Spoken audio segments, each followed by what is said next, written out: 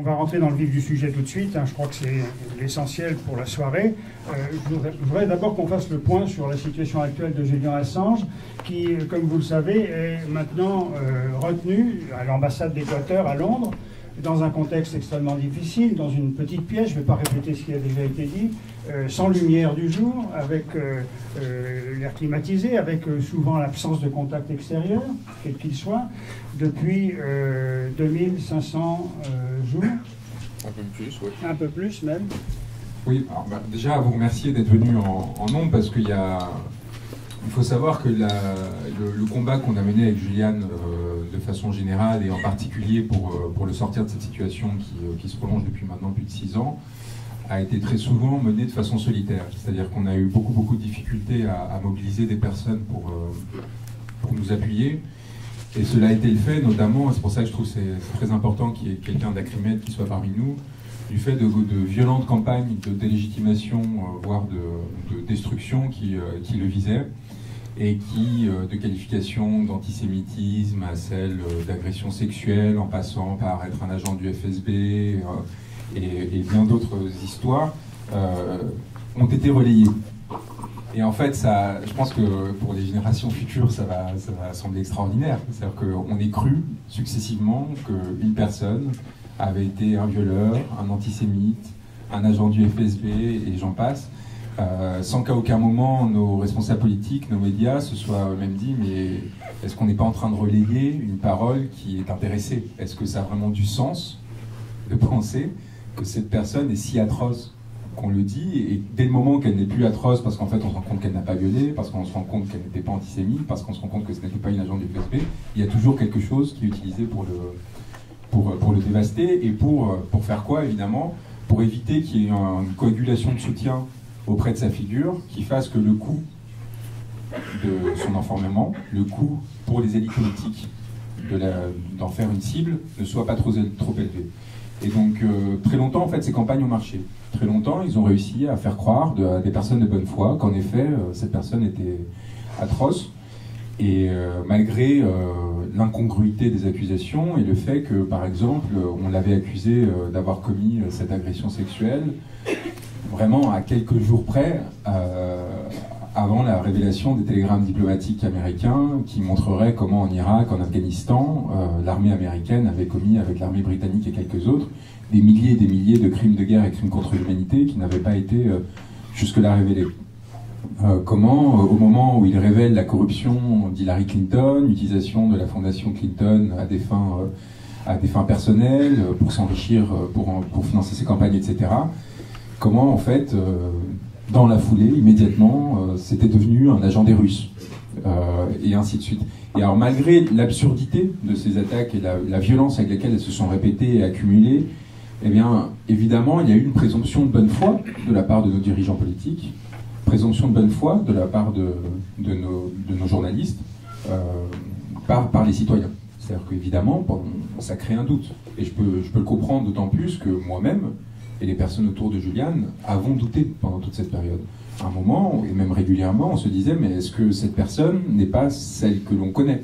Est-ce que cette personne n'obéit pas à des facteurs d'engagement qui nous sont inconnus, en fait, qui nous sont masqués? Est-ce qu'en fait, on n'est pas en train de se tromper? Est-ce que tous les sacrifices qu'on est en train de faire pour défendre cette personne ne sont pas faits pour de mauvaises raisons?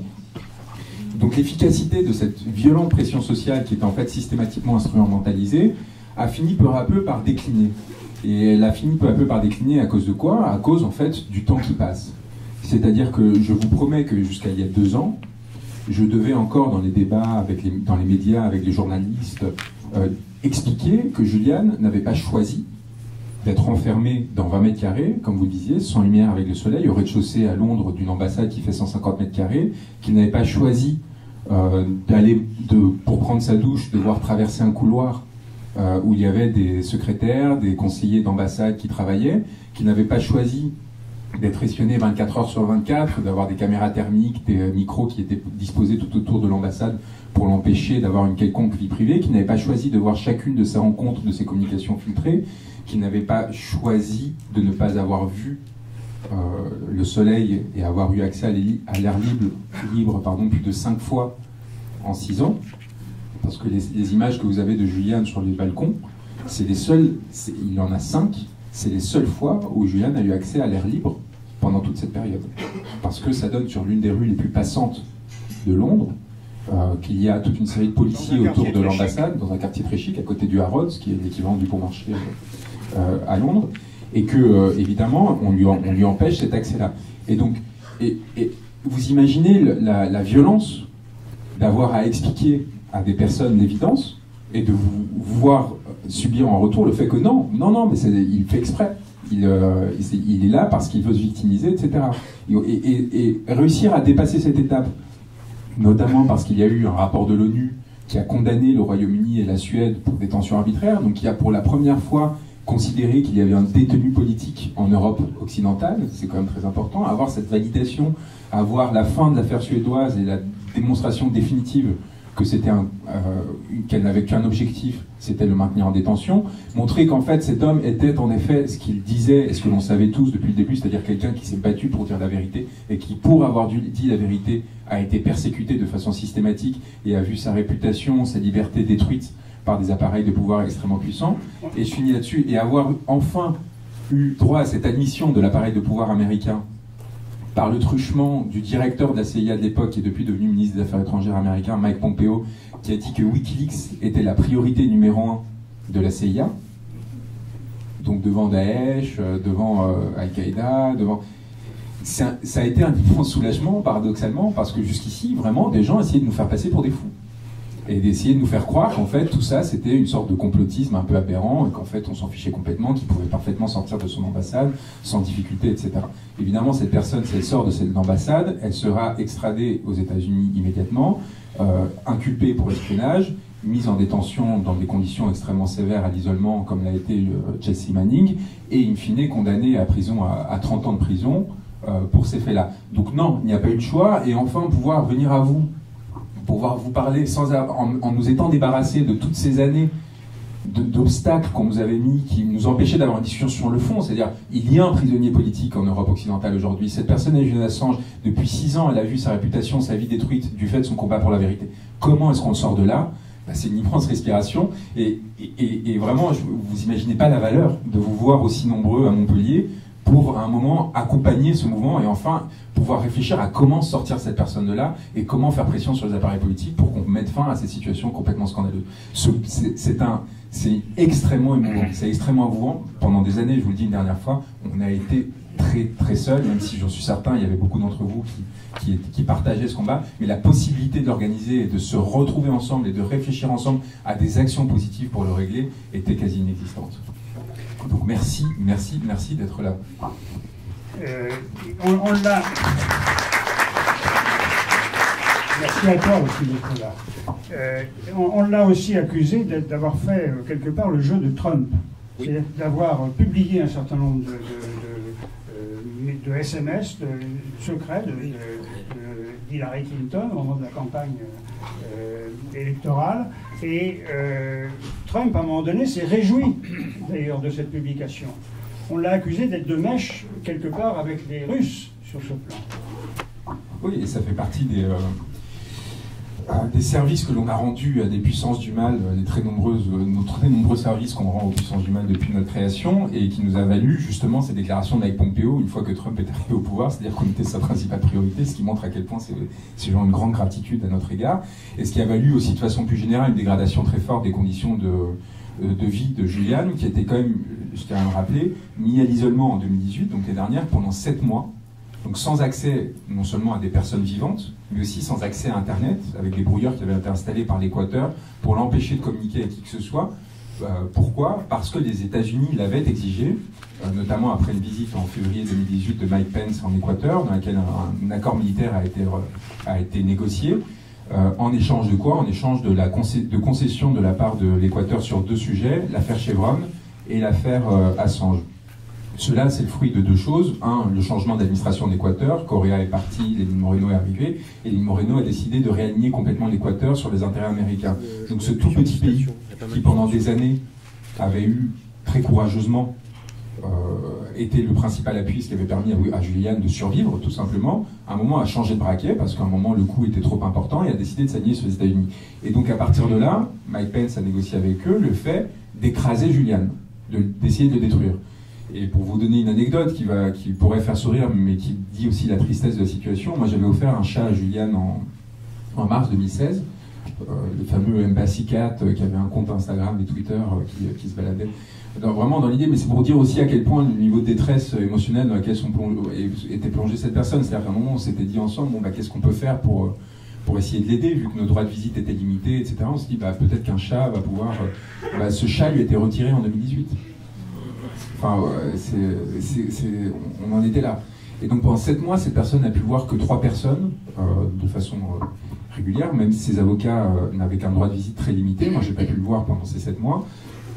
Et cela, le fruit de la politique américaine. Donc en fait, moi, je peux vous répondre sans avoir à refaire le débat sur la campagne de 2016 et l'hystérisation qui a été provoquée par le fait que les démocrates ont perdu une élection imperdable et il fallait absolument trouver un coupable qui n'était pas eux-mêmes, etc. Et donc on a décidé que c'était Wikileaks.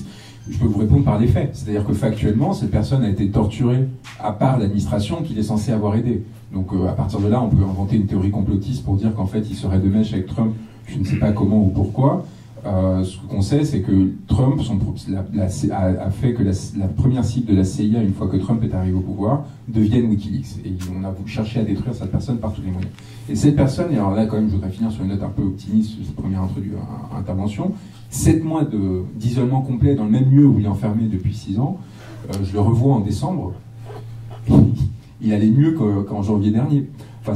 Qu'en janvier de l'année précédente. C'est-à-dire que j'ai vu halluciner de voir la résilience de cette personne face à la violence à laquelle il était confronté, et toujours avec des projets, en m'expliquant cette chose qui est assez belle, qui me disait, tant qu'il y a du mouvement, ça va. C'est quand il y a de l'oubli qui commence à s'installer que tout d'un coup la condition devient vraiment insupportable. Et c'est là aussi pour insister à quel point ce genre d'événement est important, parce qu'évidemment je l'ai prévenu, je vais essayer si ça vous dérange pas, de vous prendre en photo un moment, parce que c'est ça qui est important en fait, finalement, c'est votre présence à vous, pour lui envoyer. C'est tout d'un coup se dire, mais il y a des gens qui pensent à moi, quoi. Il y a des gens qui pensent à moi, et quelque part, vous imaginez bien, Montpellier, pour lui, c'est pas... c'est assez... c'est le bout du monde, quoi. C'est comme Haïti, ou... vous voyez, voilà, dire que là, dans cette salle-là, il y a plus de 100 personnes, peut-être plus de 200 personnes qui sont là pour le soutenir, je peux vous dire que ça va lui faire quelque chose, qui compensera pas l'absence du chat, mais qui au moins lui permettra de passer une meilleure soirée. Voilà. Merci, on reviendra évidemment sur un certain nombre de ces questions et on développera tout à l'heure. Je voudrais me tourner vers les autres intervenants de la soirée ce soir. D'abord, la question des médias a été évoquée par Juan Branco, c'est-à-dire cette incapacité, au fond, cette absence de volonté, tout simplement, d'un certain nombre de médias. Moi, je préfère dire toujours d'un certain nombre de médias plutôt que des médias, parce que si tu rencontres les médias, tu leur diras bonjour de ma part. Il y en a quand même quelques-uns qui ont attiré l'attention là-dessus, comme Le Canard enchaîné, par exemple, comme Mediapart, et quelques autres qui sont revenus. Mais donc quand même, cette attitude au fond des médias d'une façon générale, comment est-ce que à Acrimed, on l'analyse? Oui, alors juste un mot sur Acrimed. Donc, pour ceux qui ne connaissent pas Acrimed, bonsoir. Acrimed, c'est une association, c'est un observatoire des médias qui a plus de 20 ans d'existence. On observe les médias, on analyse le comportement des médias, on critique les médias, évidemment, puis on fait quelques propositions aussi, dont aujourd'hui on a fait un appel qui est signé par une quarantaine d'organisations politiques, syndicales, associatives, des médias militants et quelques aussi personnalités de l'univers des médias. Évidemment, c'est pas Xavier Niel ou Laurent Geoffrin qui ont signé cette pétition, hein. C'est plutôt des intellectuels du type Alain Accardo ou d'autres proches de nos combats. Je ferme la parenthèse de l'introduction là, sur Acrimed. On aura l'occasion peut-être de reparler des médias en général. Simplement, sur cette affaire Assange, moi je ne suis pas un spécialiste, je ne connais pas Julian Assange, je ne l'ai jamais rencontré. J'ai suivi les informations comme elles me sont arrivées, à la fois dans les milieux militants, mais aussi à la fois dans les grands médias, les médias dominants. Et on peut relever deux phases. La première phase, c'est les révélations de Wikileaks. Les révélations de Wikileaks, mais comme les révélations faites par d'autres lanceurs d'alerte à d'autres moments, on pense à Snowden évidemment, ces révélations, elles apportent aux médias qui les diffusent une reconnaissance symbolique. On diffuse des nouvelles informations qui vont à contre-courant. C'est un bénéfice symbolique, puis aussi un bénéfice, il faut le dire, financier. Mais là où ça commence à devenir problématique, c'est la deuxième phase, c'est la phase où le pouvoir, que ce soit le pouvoir politique, souvent, ou le pouvoir des médias, ou le pouvoir économique, parfois, se retourne contre les sources d'information, c'est-à-dire contre Wikileaks, contre Assange, contre Snowden, contre ces lanceurs d'alerte-là. Eh bien là, les médias sont moins présents pour soutenir ceux grâce à qui ils ont eu ces bénéfices symboliques, ces bénéfices financiers. Et moi, j'ai un exemple qui me semble assez intéressant. C'est l'exemple d'un quotidien britannique de très bonne qualité par ailleurs. C'est le Guardian, qui avait fait un travail plutôt exemplaire aux côtés de Snowden. Le Guardian a diffusé une fake news. Alors, un journal de cette qualité, si vous voulez, c'est Le Monde, mais vraiment une catégorie au-dessus encore. Donc, le journal Le Monde, le journal Le Guardian, le journal de référence en Grande-Bretagne, a fait une fake news, a diffusé une fake news, a relayé une rumeur, à savoir que l'ancien directeur de campagne de Donald Trump, Paul Manafort, donc, dont on a parlé tout à l'heure de manière sans le nommer, aurait visité secrètement Julian Assange à 3 reprises à l'ambassade d'Équateur à Londres.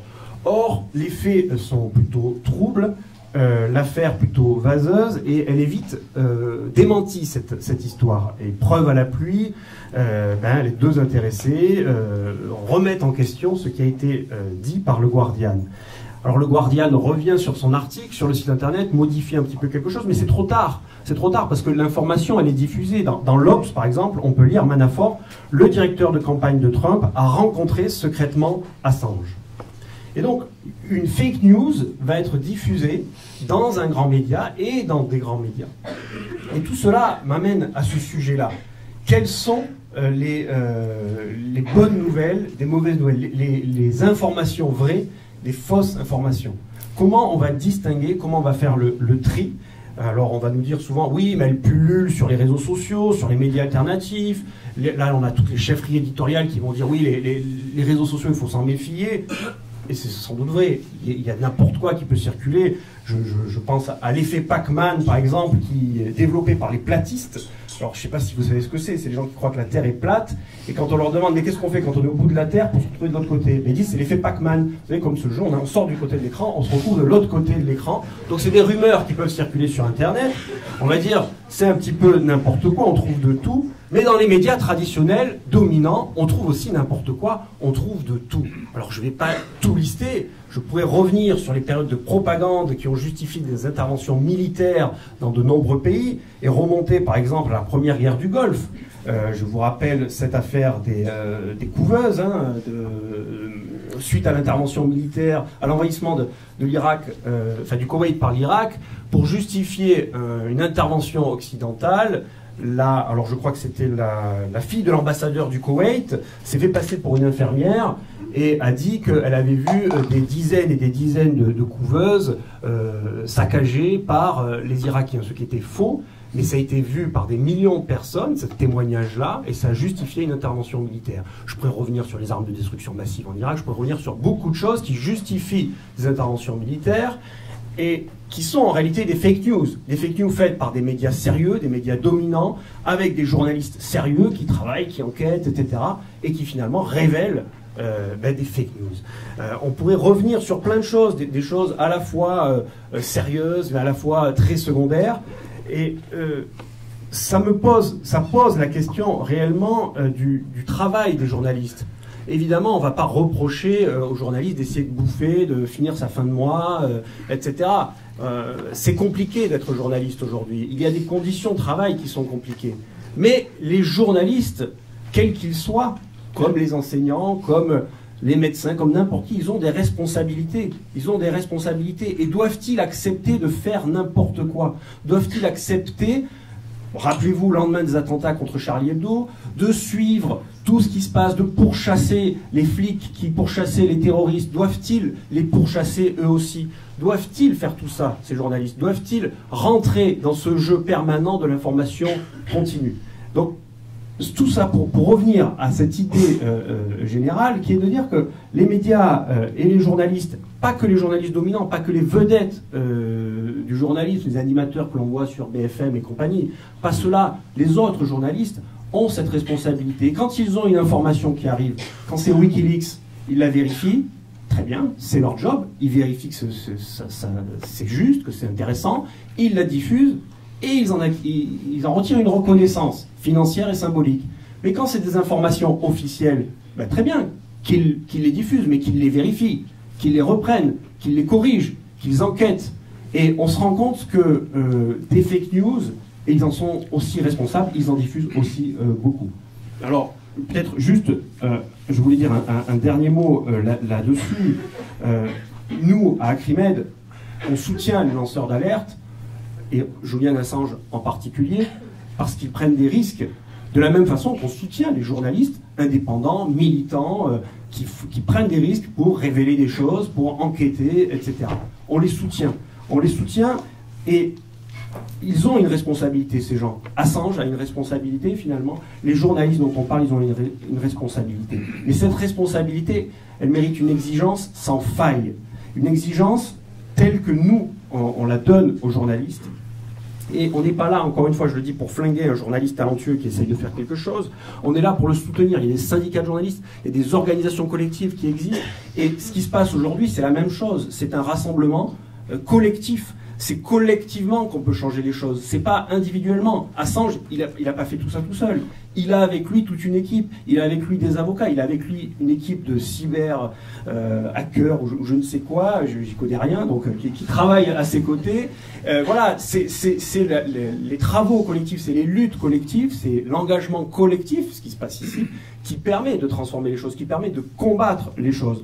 Alors, à travers Assange, c'est ces conditions à lui et aux lanceurs d'alerte en général qui sont touchées, leurs conditions d'existence qui sont touchées, mais c'est aussi la question même de la liberté d'expression, de la liberté d'enquêter, de la liberté de faire de la recherche sur des sujets qui sont parfois pas mainstream, qui vont à contre-courant de ce que l'on tente de nous imposer. Donc nous, à Acrimed, et certainement tous les gens qui sont ici, nous soutenons Assange dans ces combats-là, et nous soutenons les journalistes qui tentent de faire bien leur travail.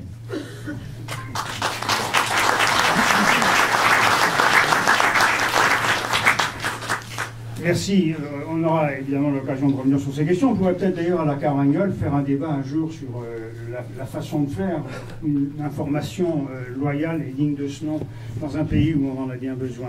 Ce serait tout à fait intéressant, spécifiquement sur ce thème.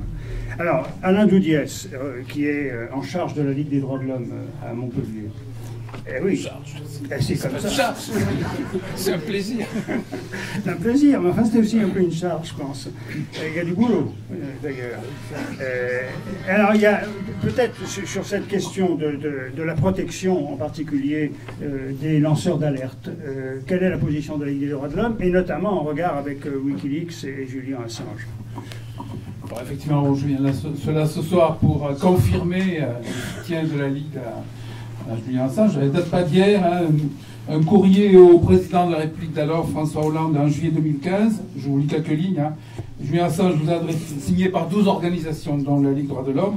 Julian Assange vous a adressé le 3 juillet dernier une demande d'asile en France. Julian Assange n'a pas choisi la France par hasard. Cette demande procède certes de raisons familiales, mais surtout du rapport historique particulier qu'entretient notre pays avec les droits de l'homme. Sa demande est une marque de confiance pour notre pays qui pose des questions fondamentales que l'on ne peut évacuer de façon expéditive. Et plus loin, il incombe au président de la République de se placer au-dessus des considérations de politique intérieure, des intérêts économiques ou encore des partenariats internationaux pour que la France se positionne à la hauteur de ses valeurs et de son histoire. Pas de réponse, pas de suite à ce courrier. Donc je pense que ce qui est intéressant, c'est la question plus générale, ça a été dit, des lanceurs d'alerte, le beau mot de lanceur d'alerte. Hein. Et par rapport à ça, je crois qu'il faut qu'on reste, et c'est pas toujours le cas malheureusement, dans une position de grande vigilance sur les menaces qui pèsent sur la liberté d'accès aux sources d'information, la liberté de la diffusion des informations et la liberté de la presse. Quelques exemples. La directive européenne en projet, sauf erreur de ma part, sur les lanceurs d'alerte qui, d'après les dernières informations que j'ai recueillies, serait en recul par rapport à la loi française. Plus chez nous, la loi française sur le secret des affaires, votée par le Parlement dans une assez grande indifférence de l'opinion, loi qui restreint la capacité d'investigation des journalistes dans les entreprises. Troisième exemple récent, la tentative seulement de perquisition des locaux de Mediapart. Et enfin, j'arrête là cette liste, une déclaration récente fin janvier d'un certain Emmanuel Macron, je cite, « Je réfléchis à la création d'une structure chargée d'assurer la vérification et la neutralité de l'information. » Quand j'entends un responsable politique et économique dire ça, je m'inquiète. Ça, c'est vieux de 15 jours. Donc du coup, c'est assez simple. Je crois qu'il faut rester très vigilant, qu'on soit lanceur d'alerte ou pas. Et n'oublions pas Julien, bien sûr.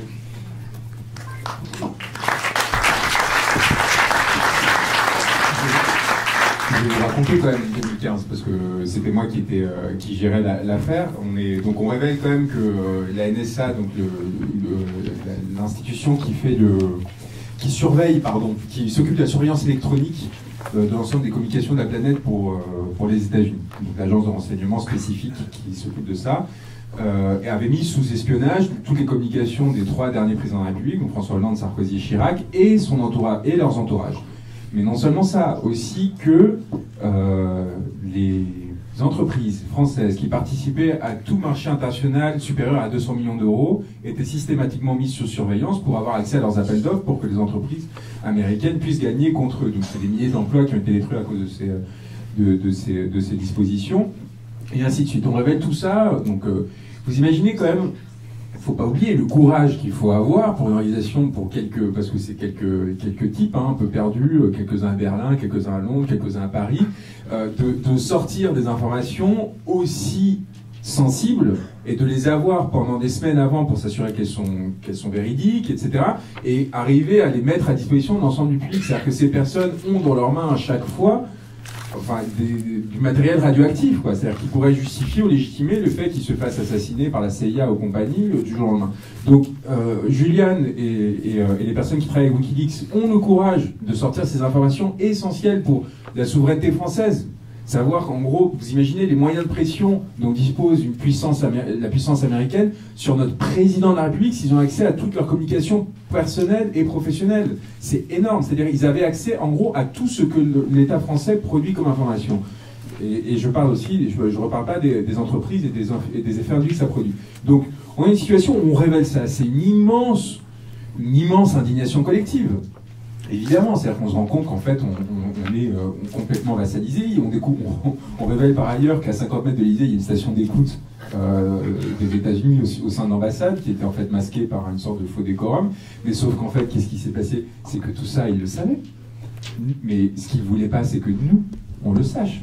En fait, le problème, c'était pas que Hollande sache qu'il espionnait ou pas, et Hollande savait probablement assez précisément. Par contre, il n'a pas supporté qu'on révèle au public qu'en effet il le savait et qu'il n'avait rien fait pour l'éviter. Et qu'en effet, en fait, nos dirigeants acceptaient parfaitement le fait d'être espionnés par la puissance américaine, qu'ils acceptaient parfaitement qu'à 50 mètres de l'Élysée, il y a une station d'écoute pseudo-déguisée dont on était tous au courant, parce qu'évidemment, vous avez une caméra thermique, vous voyez que ça dégage des chaleurs extraordinaires, donc vous faites des vérifications, vous savez bien ce qui se passe là-bas. Et en fait, on s'est retrouvés en pensant que, évidemment, Hollande allait être fou de joie qu'on lui rendu ce service, de récupérer sa souveraineté, voilà. Et en fait, non, Hollande était furieux. Hollande était furieux qu'on révèle ça au public et qu'on révèle aux Français qu'en fait, il était un couard absolu et qu'il n'avait rien fait pour corriger cette situation et qu'il acceptait parfaitement le fait d'être vassalisé des États-Unis. Donc, alors que l'on demande à ce que la France nous accueille, alors là, moi, j'ai sorti les violons, la tribune que Julian a publiée dans Le Monde, c'est moi qui l'ai écrite. Je peux vous dire, j'en ai mis des couches, j'ai rappelé des faits qui sont réels, à part ces conditions de détention, que cet enfant qui habite en France, qu'il a eu en France, qu'il n'a pas rencontré depuis qu'il est né. Pourquoi? Parce qu'il a peur que s'il vient le voir dans l'ambassade, il soit identifié, qu'il puisse faire l'objet de pression qui l'empêche de faire son travail à lui. C'est-à-dire qu'on est quand même là, c'est à ce niveau de manque d'humanité que l'on se confronte, qu'il a créé Wikileaks en France, qu'il a une attache avec la France, qu'en effet la France est le pays des droits de l'homme, etc. Donc une pleine page dans Le Monde où on sort, ce que Le Monde ne m'a jamais pardonné d'ailleurs, parce que Le Monde s'est fait taper sur les doigts pour avoir publié cette tribune. Ça aussi, il faut que vous le sachiez. Moi, je suis blacklisté au Monde depuis 2015 parce que Le Monde s'est pris une volée de bois vert pour avoir publié cette pleine page en disant « mais à quoi vous jouez ?»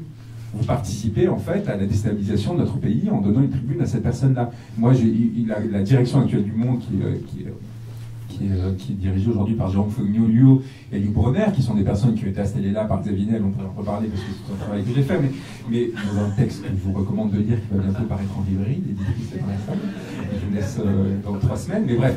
Au diable Vauvert. Au diable Vauvert, voilà.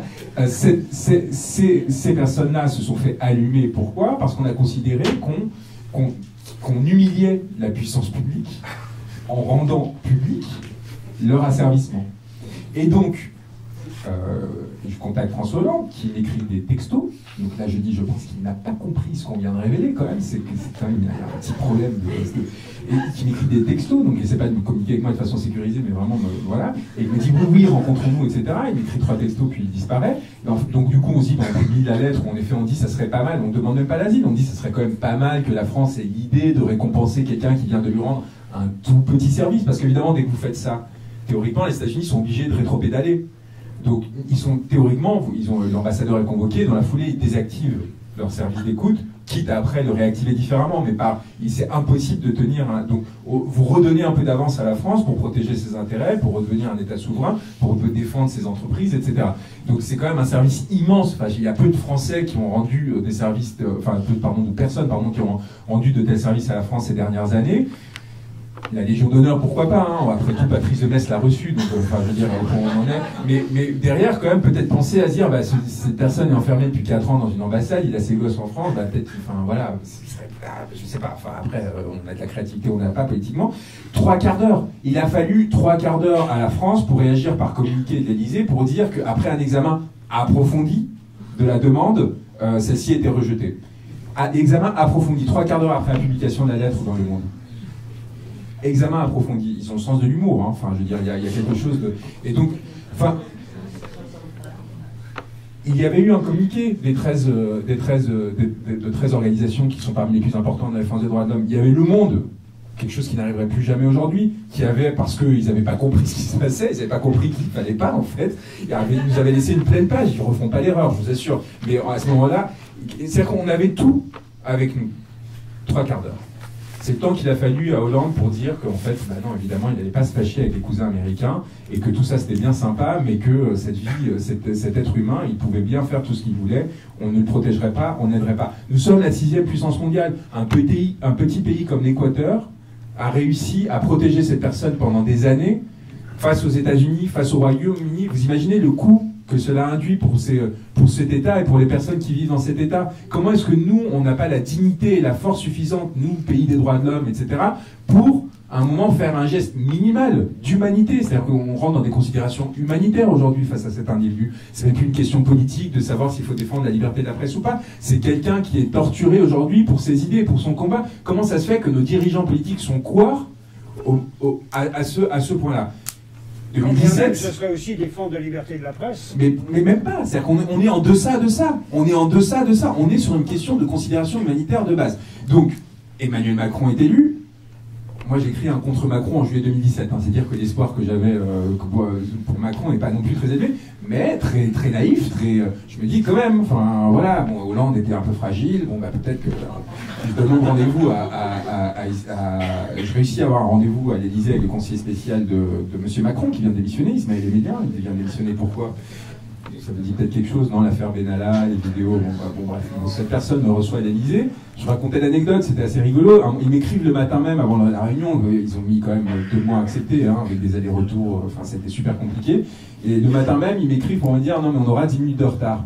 Alors là, je peux vous assurer, quand vous connaissez les allées du pouvoir, vous recevez un texto, les allées du pouvoir, vous recevez un texto comme ça, vous dites, ils se foutent de ma gueule, enfin, 10 minutes de retard, enfin, comme si je m'attendais pas à attendre quand je suis reçu à l'Élysée, enfin, comme si j'allais leur en vouloir d'avoir 10 minutes de retard, je ne comprenais pas. Je me dis, c'est bizarre quand même, ça s'annonce pas très bien. J'arrive devant l'Élysée, et là, les gendarmes me disent, non, mais il faut attendre devant l'Élysée jusqu'à 15h10, au lieu de 15h10. Qu'est-ce que c'est? Et en fait, je vois, ils me font attendre devant la cour, donc en fait, on voit en transparence, et là, je comprends qu'en fait, dans l'Élysée, il y a qui? À 15h, il y avait le ministre des Affaires étrangères américain, Rex Tillerson, et que le protocole de l'Élysée avait paniqué à l'idée que je sois à l'Élysée, moi l'avocat d'Assange, au même moment que Rex Tillerson, et que du coup l'Élysée se trouve empris dans cette polémique sur l'élection de Trump et compagnie, qu'en fait on se rend compte que tout ça c'était un complot ourdi probablement par Emmanuel Macron pour faire élire Trump. Enfin, vous voyez, et donc il me faut attendre 10 minutes devant l'Élysée le temps que Rex Tillerson avec sa grosse limousine sorte et me reçoive à l'Élysée. Et en fait à l'Élysée, donc moi je leur dis, bah écoutez, Julian est dans la situation qu'il est, humanitaire, blablabla, enfin je lui raconte ce qu'on commence à tous savoir, et ils me répondent, ah mais vous pouvez effacer les Macron X? Et j'ai passé 1 heure à expliquer comment en fait Julian ne pouvait pas effacer les Macron X parce que c'était un peu ce contre quoi Macron, justement pas Macron, Assange s'était institué, c'est-à-dire censurer de l'information pour des intérêts politiques. Ça passait pas vraiment, hein, ça a mis un certain temps à rentrer, et au bout d'1 heure, j'ai eu cette réflexion extraordinaire d'Ismaël Emelien, qui me dit, je le révèle tout ça parce que je m'étais engagé à pas le dire, mais en fait Ismaël Emelien en a parlé le premier, donc je me suis dit que bon voilà. On est entre nous là. Voilà. Et Ismaël Emelien quand même me dit à la fin, non mais vous savez, ça pourrait finir en suicide quand même. Lui, il pense à quelqu'un de l'Élysée, à un des conseillers qui a vu ses mails exposés, ses mails professionnels exposés. Et là je regarde, je dis, écoutez, s'il y a quelqu'un qui est exposé à ce risque, c'est pas votre conseiller de l'Élysée payé 15 000 balles par mois pour servir un pouvoir qui est complètement délétère, mais peut-être celui qui est enfermé depuis 6 ans pour avoir révélé la vérité. Et là, il m'a rien dit, parce que je pense qu'il a compris à quel point il était allé dans l'abjection trop loin, et le rendez-vous s'est achevé là-dessus. Donc j'avais, pour l'anecdote et pour être honnête avec lui, à un moment je lui ai dit, c'est vrai qu'on pourrait envisager que les mails précédents 2014 soit effacés, parce qu'à l'époque, Emmanuel Macron n'était pas engagé politiquement encore, que les personnes, surtout qui les conseillaient, qui sont ceux dont les mails ont été révélés, n'étaient même pas engagés pour lui. Et donc, en fait, c'est des mails qui, en effet, révèlent quelques détails personnels, rien de très grave. Et j'aurais dit, bah, éventuellement, oui, là-dessus, je pourrais voir avec Julian pour une question de vie privée, d'intimité. Et finalement, ça s'est pas fait. Mais que ce ne se soit pas fait a fait que la France ne fasse rien sur cette affaire. C'est-à-dire qu'il conditionnait le fait d'agir sur ce dossier au fait qu'on leur rende service. Donc vous voyez, le niveau de rapport aux politiques, de rapport à l'idée, c'est quand même assez sidérant. Et c'est pas rendre service à la France, parce que ça a été fait de façon tellement grande par rapport à ce qu'eux ne feront jamais, que voilà. Non, c'était leur rendre service à eux en tant qu'homme politique, en tant qu'homme de pouvoir. Et c'est là où, en fait, cette tristesse fondamentale qui habite le politique aujourd'hui en France, je pense que c'est quelque chose qui est interrogé par certains mouvements en cours et qu'il faut soutenir très fortement. Merci. Alors, un mot pour dire que nous avons oublié, c'est notre très grande faute, de citer la présence des amis du monde diplomatique qui sont quelque part dans la salle, je ne sais pas où. Il y en a plusieurs, d'ailleurs, des amis. Il y a beaucoup d'amis, ils sont là derrière. Donc voilà, l'erreur est réparée, pardon, et merci d'être présent et de soutenir cette soirée également. Je vous donne la parole, si vous le souhaitez, évidemment, pour intervenir, poser des questions à l'un de nos intervenants, et en particulier à Juan Branco, sur cette prison, appelons-le comme ça, même s'il est à l'abri, pire qu'une prison, de l'ambassade d'Équateur. Est-ce que vous souhaitez avoir la parole maintenant? Je ne vois pas de main se lever. Si, j'en vois une. Avec le micro. Bonsoir. Donc j'ai une question pour Juan qui est là concrètement en fait les Quateurs ils peuvent tenir jusqu'à quand? Et est-ce qu'il n'y a pas moyen de lui faire revenir Pamela? Vite fait. Ça pose la question, la durée, ça pose aussi la question des moyens. Quels moyens à mettre en œuvre? Évidemment, tu l'as dit tout à l'heure, cette pression des gens peut jouer un rôle. Est-ce que c'est la seule chose? Est-ce qu'il y a d'autres aspects qu'il faut mettre en œuvre pour essayer d'obtenir sa libération? Un des aspects importants de la discussion avec Emilien, qui a quand même duré 1h30, parce qu'évidemment, qu'est-ce qu'il faisait derrière? Il essayait de jauger un potentiel adversaire politique. Tout ça a toujours des intérêts sous-jacents pour ces gens-là. Un des aspects importants, c'est qu'il était convaincu que Julian n'avait plus de soutien au sein de la population française. Et il disait, vous vous rendez pas compte, et il disait de façon assez cynique, il disait, vous vous rendez pas compte l'effet qu'a eu la campagne, et en gros, il laissait entendre qu'il avait bien compris que c'est une campagne de déstabilisation, en gros, tout ce qui s'est passé autour de l'affaire Trump. Mais vous imaginez, je pense que vous vous rendez pas compte à quel point il est en gros délégitimé. Vous voyez, donc en fait, au sein du pouvoir, il y avait un biais interprétatif, enfin, je pense que c'est pas la seule fois qu'ils se sont trompés sur l'état d'opinion française, mais voilà, où ils pensaient en fait, il n'y avait pas de pression sociale. Et que du coup, pour Macron, il n'y avait pas d'intérêt à intervenir parce qu'ils allaient défendre quelqu'un qui finalement, et ça n'allait rien leur apporter. Encore une fois, ces gens pensent comme ça. Donc évidemment, la question de l'appui populaire n'est pas secondaire. Sur la question de l'Équateur, il n'y a pas de machine arrière parce qu'en fait, l'Équateur a déjà cédé. L'Équateur a déjà pris la décision de lâcher. Et là, c'est une pure question d'organisation, c'est-à-dire à quel moment on lâche Julian, à quel moment on s'en débarrasse pour que le coût symbolique soit le plus faible pour nous, en gros, pour eux, enfin pour l'Équateur. Donc ils sont en train d'essayer d'organiser la chose de façon à s'en débarrasser petit à petit et qu'ils fassent qu'à la fin, en espérant qu'on s'en rendra pas compte quelque part, quoi, et qu'on s'en rendra pas compte qu'ils ont complètement lâché sur leur... Donc on a en fait une horloge qui tourne comme ça, qui se rapproche un peu plus de minuit à chaque fois, qui tourne à l'envers, et on a cette crainte de se retrouver à un moment cornérisé sans ne plus pouvoir rien faire, et on n'a aucun espoir sur l'Équateur, parce qu'encore une fois, l'accord a déjà été signé, en quelque sorte. Donc ça dépend en gros des États-Unis et du moment. Donc il y a un enjeu au niveau américain, c'est-à-dire faire une grande pression sur l'opinion publique américaine, essayer de récupérer les soutiens qu'on avait eu en 2010, notamment New York Times et compagnie, qui nous ont lâchés en race campagne, évidemment, parce qu'une fois qu'ils avaient pillé tout ce qu'ils avaient à piller, ils s'en sont débarrassés immédiatement parce que Julian dérange les médias.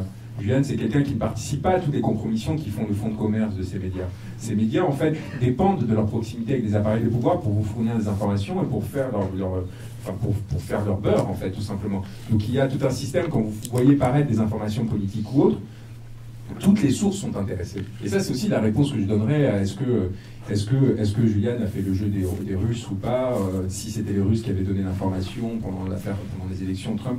Toutes les sources ont un intérêt à communiquer des informations aux journalistes, que ce soit financière, que ce soit d'estime, que ce soit d'accès au marché de l'information, c'est-à-dire vous donner quelque chose et en retour, vous allez avoir une exposition qui va vous permettre de rencontrer des gens, de construire votre notoriété. Ça n'existe pas, la source d'intérêt. Vous imaginez bien que l'affaire Benalla, c'est une affaire de trahison au sein de l'élite étatique qui a fait que quelqu'un, à un moment, s'est désolidarisé de l'appareil macronien et qui a balancé à Ariane Chemin, la journaliste du Monde, ce qui se savait par ailleurs, en fait, ce qui se savait dans le petit Paris, mais jusque-là on avait contenu parce que Macron avait réussi à resserrer les taux autour du pouvoir de façon à ce que ça ne filtre pas pendant un certain temps, pour des raisons qu'on pourrait détailler. Et à un moment, il y a eu une sorte de défaillance dans ce système de contrôle de l'information qui a fait que quelqu'un a fait fuiter et Ariane Chemin a récupéré l'information. Ariane Chemin n'est pas allé enquêter, hein. Enfin, je veux dire, la vidéo était en ligne, on pouvait reconnaître Benalla. Il y a des centaines de journalistes qui ont suivi Emmanuel Macron pendant la campagne présidentielle, qui ont vu Benalla tous les jours pendant des mois.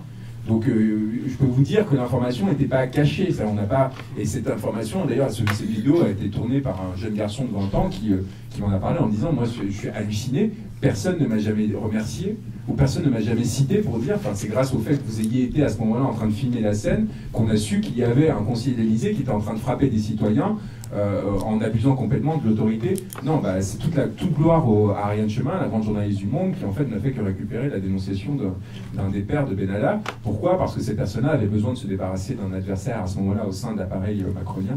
Il y a un marché de l'information. Il faut vraiment toujours avoir conscience de ça. Et donc il y a toujours un intérêt au fait de vous faire sortir une information qui soit, et même en termes de rémunération symbolique, même les personnes qui sont les plus honnêtes, elles reçoivent une gratification au fait de faire sortir quelque chose et de savoir que c'est grâce à elle que cette information est sortie. Donc c'est pas forcément pour dire que c'est bon ou mauvais, mais c'est juste une expression neutre des effets de structure qui produisent cette information. Et je sais plus pourquoi je vous racontais ça, mais vous avez l'air de vouloir réagir. Oui, je reviendrai après. Oui, sur ça, sur ce journalisme-là, finalement, qui est un journalisme qu'on présente comme un journalisme d'investigation, mais qui parfois est juste un journalisme de révélation, on peut aussi relever pas mal de limites. Tout à l'heure, on parlait je crois que tu l'as évoqué, Mediapart. Mediapart qui n'a pas été spécialement glorieux sur l'affaire Assange. Hein. Si je ne m'abuse, il n'y a pas eu vraiment d'article de soutien à Assange en particulier. Alors, Il y en a eu un, mais voilà, mais il n'y a pas eu vraiment de politique de soutien, de campagne ou je ne sais quoi, alors que c'est un petit peu leur fonds de commerce, le journalisme d'investigation, d'enquête, etc. Voilà, c'est assez intéressant parce qu'il y a toujours, exactement, j'allais y venir, tu parles de Benalla, mais quelqu'un que je pense qu'ici personne n'apprécie spécialement, c'est François Fillon. On a un électeur de Fillon ici, mais bon, on en démocratie. Encore. Mais pourquoi les affaires du type celle de Fillon sortent à ce moment-là? C'est un choix. C'est un choix éditorial qui est un choix particulièrement politique à ce moment-là. En pleine campagne présidentielle, sortir toutes les affaires sur Fillon, et la façon dont c'est sorti, c'est tactique. Quel est l'intérêt s'il n'est autre que politique ou de révélation symbolique, de bénéfices symboliques? Et Mediapart, là-dessus, n'a pas toujours été exempt de tout reproche. On se rappelle récemment les révélations sorties sur Mélenchon, sur sa compagne, qui est autre que quelqu'un que vous connaissez très bien, mais je ne vais pas nommer, etc. Donc c'est des révélations qui servent médiatiquement un journal, mais qui parfois desservent la cause journalistique en général. Donc ça me semble important de le dire, ça. Question, madame. Est-ce que vous pouvez parler fort ou ça va être difficile de venir jusqu'à nous? Tu peux mettre la question. Expliquer la différence de traitement entre Assange et Snowden. Alors, est-ce qu'il y a une gradation? Parce que nous, on ne la voit pas forcément en tant que public. Voilà. Et ensuite, quand vous parlez de soutien, les différentes organisations que vous êtes, il y a des courriers, mais est-ce qu'il y a d'autres choses? Est-ce qu'il y a des tractations avec des États? Des choses que vous pouvez nous dire.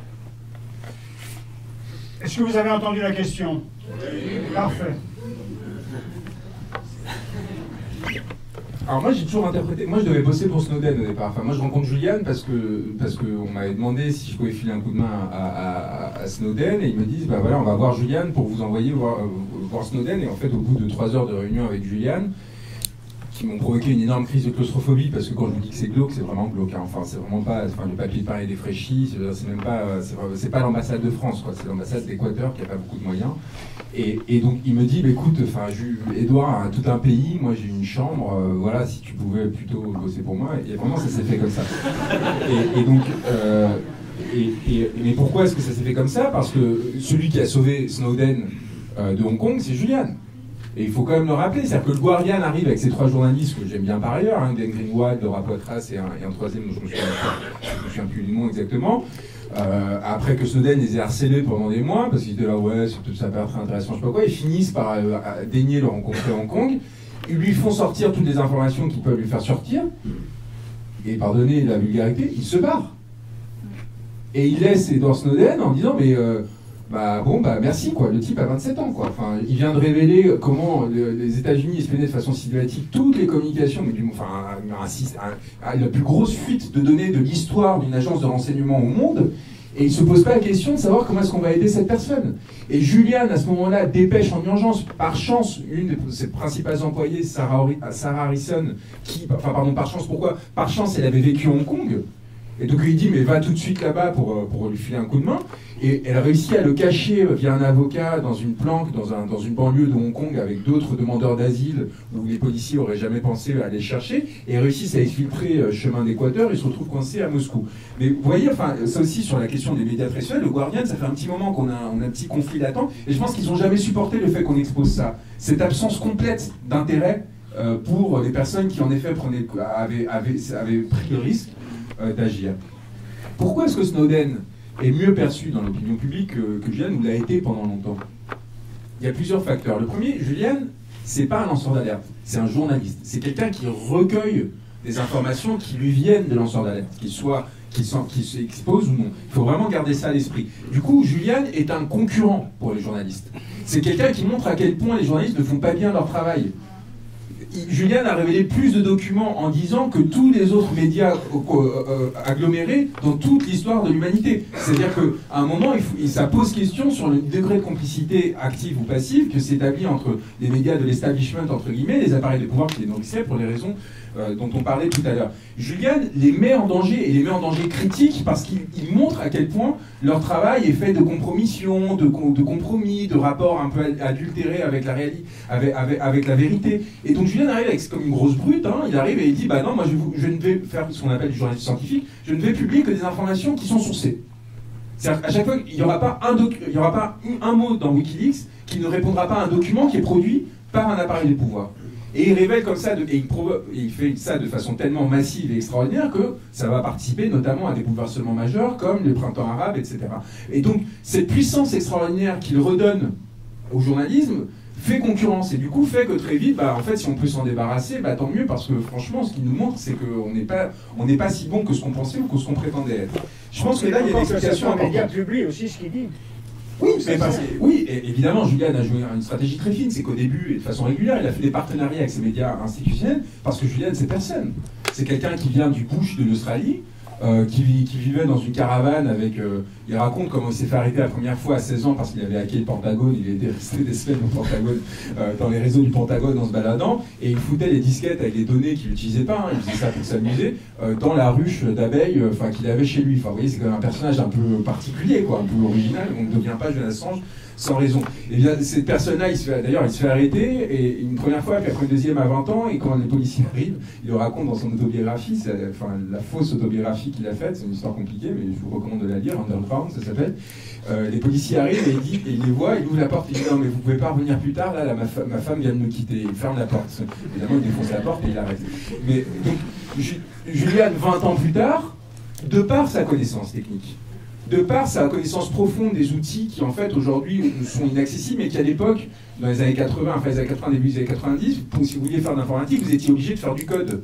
Vous étiez obligé de comprendre comment fonctionnaient les machines sur lesquelles vous travailliez, ce qui n'est plus du tout le cas aujourd'hui, a compris, a politisé sa maîtrise technique. Et donc peu à peu, il a compris les enjeux politiques qu'avaient ces outils, et donc il a compris très vite que quelque chose comme Wikileaks pouvait exister, c'est-à-dire quelque chose qui permettrait à des personnes, tout en préservant leur anonymat, de révéler des secrets qui étaient jusqu'alors gardés par des grandes organisations, des États, etc.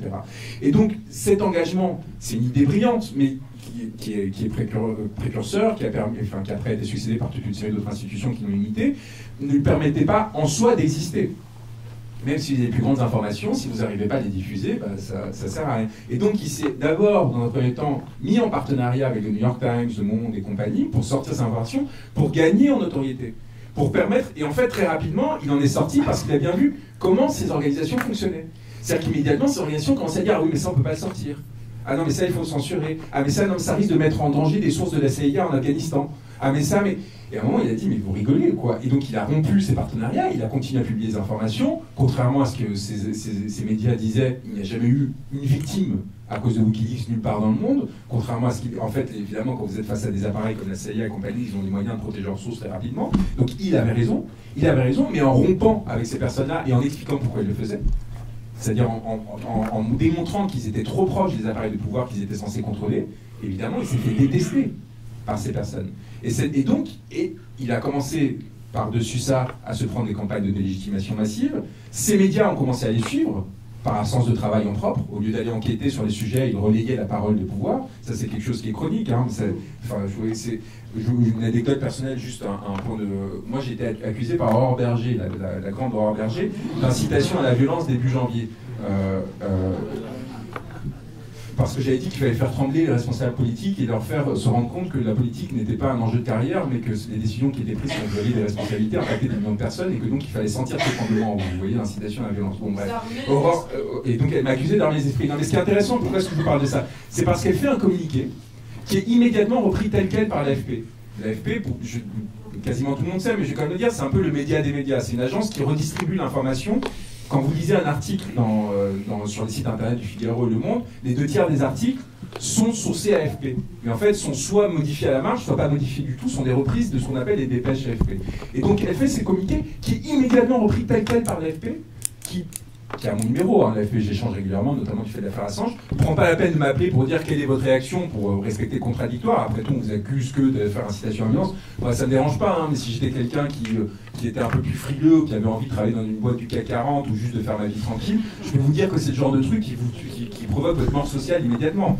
Enfin, c'est que ça a des enjeux très forts. Et par ailleurs, le communiqué avait plein d'erreurs, notamment, enfin bref, il y avait plusieurs erreurs factuelles qu'ils n'avaient pas vérifiées. Pourquoi ? Parce que l'AFP est habituée à reprendre telle quelle la parole de pouvoir parce qu'elle considère que la parole de pouvoir a une légitimité particulière.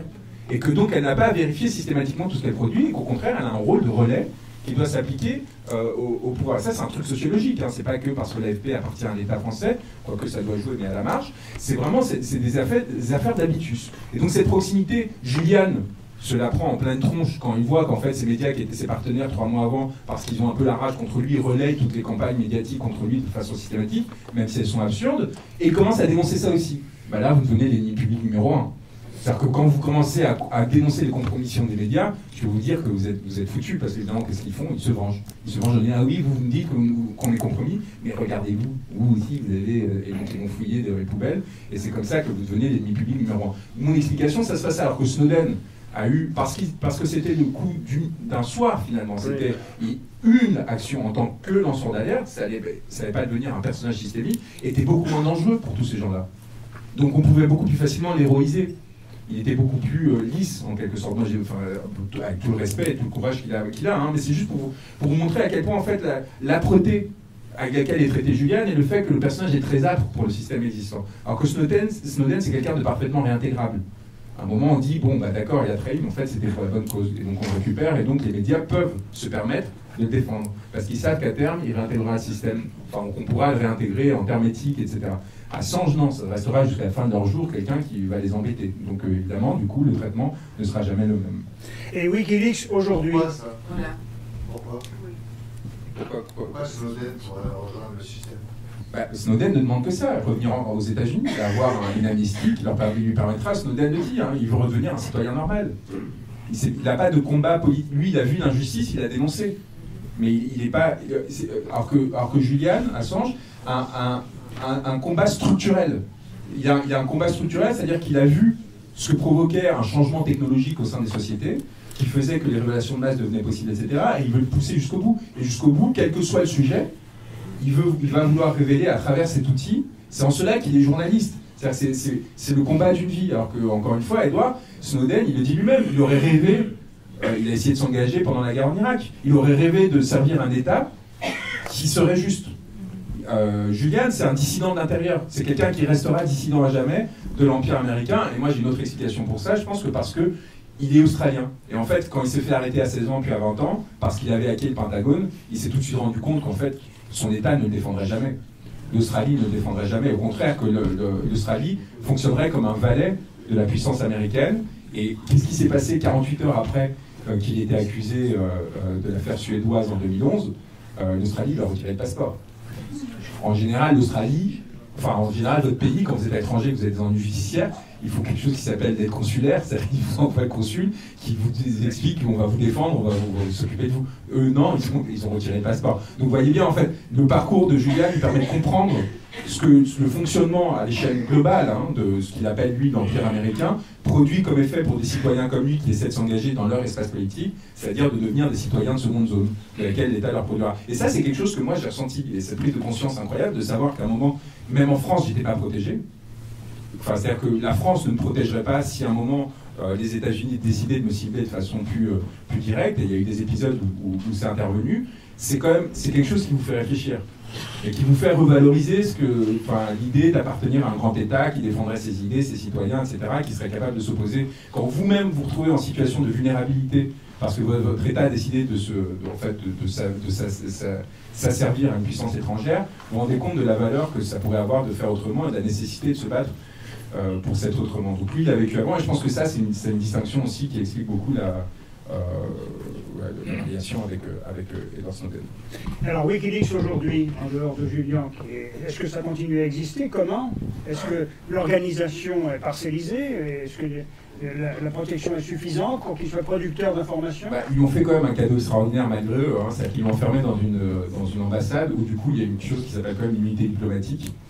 qui fait qu'il ne peut pas y avoir d'huissier, il ne peut pas y avoir de perquisition, et bon, à part les moments où on lui coupe Internet, où en gros Wikileaks a survécu grâce à ça. C'est-à-dire que Julian, à mon avis, dans un milieu ouvert, aurait disparu, et Wikileaks aurait disparu au bout de quelques mois, parce qu'il aurait détruit complètement. Là, en fait, en pouvant contrôler ces 1 mètre carré, c'est atroce en tant qu'être humain, mais ça lui a permis pendant quelques années de se renforcer, de restructurer Wikileaks et de permettre d'en faire quelque chose de viable qui continue à révéler. Donc je vous disais, on est devenus les ennemis de la CIA parce qu'on a révélé on a rendu public les outils qu'on utilisait pour pirater les cibles qui utilisaient. Donc on a révélé l'arsenal numérique de la CIA. Enfin, vous comprenez maintenant peut-être un peu mieux pourquoi ils n'étaient pas contents. Et du coup, parce qu'évidemment, quand vous faites ça, qu'est-ce qui se passe? Vous désactivez immédiatement. Parce que sur quoi repose cet arsenal? Sur des failles qui n'ont jamais été révélées, des failles dans les systèmes d'exploitation, etc. Donc dès le moment que vous révélez où sont les failles, il y a des corrigés, il y a des patchs qui font que... Du coup, pendant quelques mois, la CIA a été complètement neutralisée, donc ça... de rien. Donc Julian continue à agir, Wikileaks continue à agir, il y a un nombre indéterminé de personnes qui travaillent tout autour de la planète pour continuer à faire vivre cette plateforme, malgré toutes les pressions. Ce qui est extraordinaire, c'est qu'ils continuent à réussir à produire et à sortir des informations, alors que, encore une fois, c'est les personnes les plus ciblées de la planète. C'est-à-dire que toutes les agences de renseignement les traquent pour savoir et pour connaître leurs sources, et ont réussi à publier des informations et à protéger les sources qui nous les envoient. Et voilà, donc Wikileaks continue à faire son travail et surtout à donner fruit à des enfants. Le consortium international de journalistes qui a révélé les Panama Papers, etc., c'est une répétition du modèle de Wikileaks. Wikileaks a été précurseur dans la construction de tous ces systèmes qui permettent de traiter des données massives et de révéler au public. Sauf que Wikileaks se fait de façon plus intéressante, je pense, parce que plus politique, et en donnant accès surtout à la source des données. Ce que font pas ces organisations qui considèrent encore que les journalistes doivent avoir un privilège sur les citoyens. Si c'est ce qu'on avait fait si on avait fait ça sur les Macronix, je peux vous dire qu'il n'y a pas 1/10 des informations qu'aucune de Macronix qui serait sortie dans l'espace public. Si on avait autorisé seulement quelques dizaines de journalistes à accéder à ce paquet d'informations parce qu'on considère qu'il y avait des choses qui touchaient à la vie privée, vous n'auriez pas su, par exemple, que la taxe carburant ne servait pas à financer la transition écologique, comme on le disait, mais à financer le CICE. Et donc à financer en gros les grands groupes. Et ça, c'est quelque chose qu'on a révélé parce que moi, comme un gros geek que je suis, pardonnez-moi, en train de produire ce texte dont on parlait tout à l'heure, et de fouiller les dizaines de milliers de mails qui étaient dans les Macronix, à un moment, je suis tombé sur cet échange entre le conseiller fiscal de Macron et son secrétaire général, Alexis Kohler et Laurent Martel, qui disaient bon bah voilà, on va faire ces textes urgents, ça permet de financer le CICE, et on racontera des histoires pour faire passer l'affaire. Vous voyez que quand vous avez ça écrit noir sur blanc dans des échanges de mails entre les deux principaux conseillers de Macron, enfin voilà, vous n'allez pas arrêter d'aller manifester les samedis, quoi.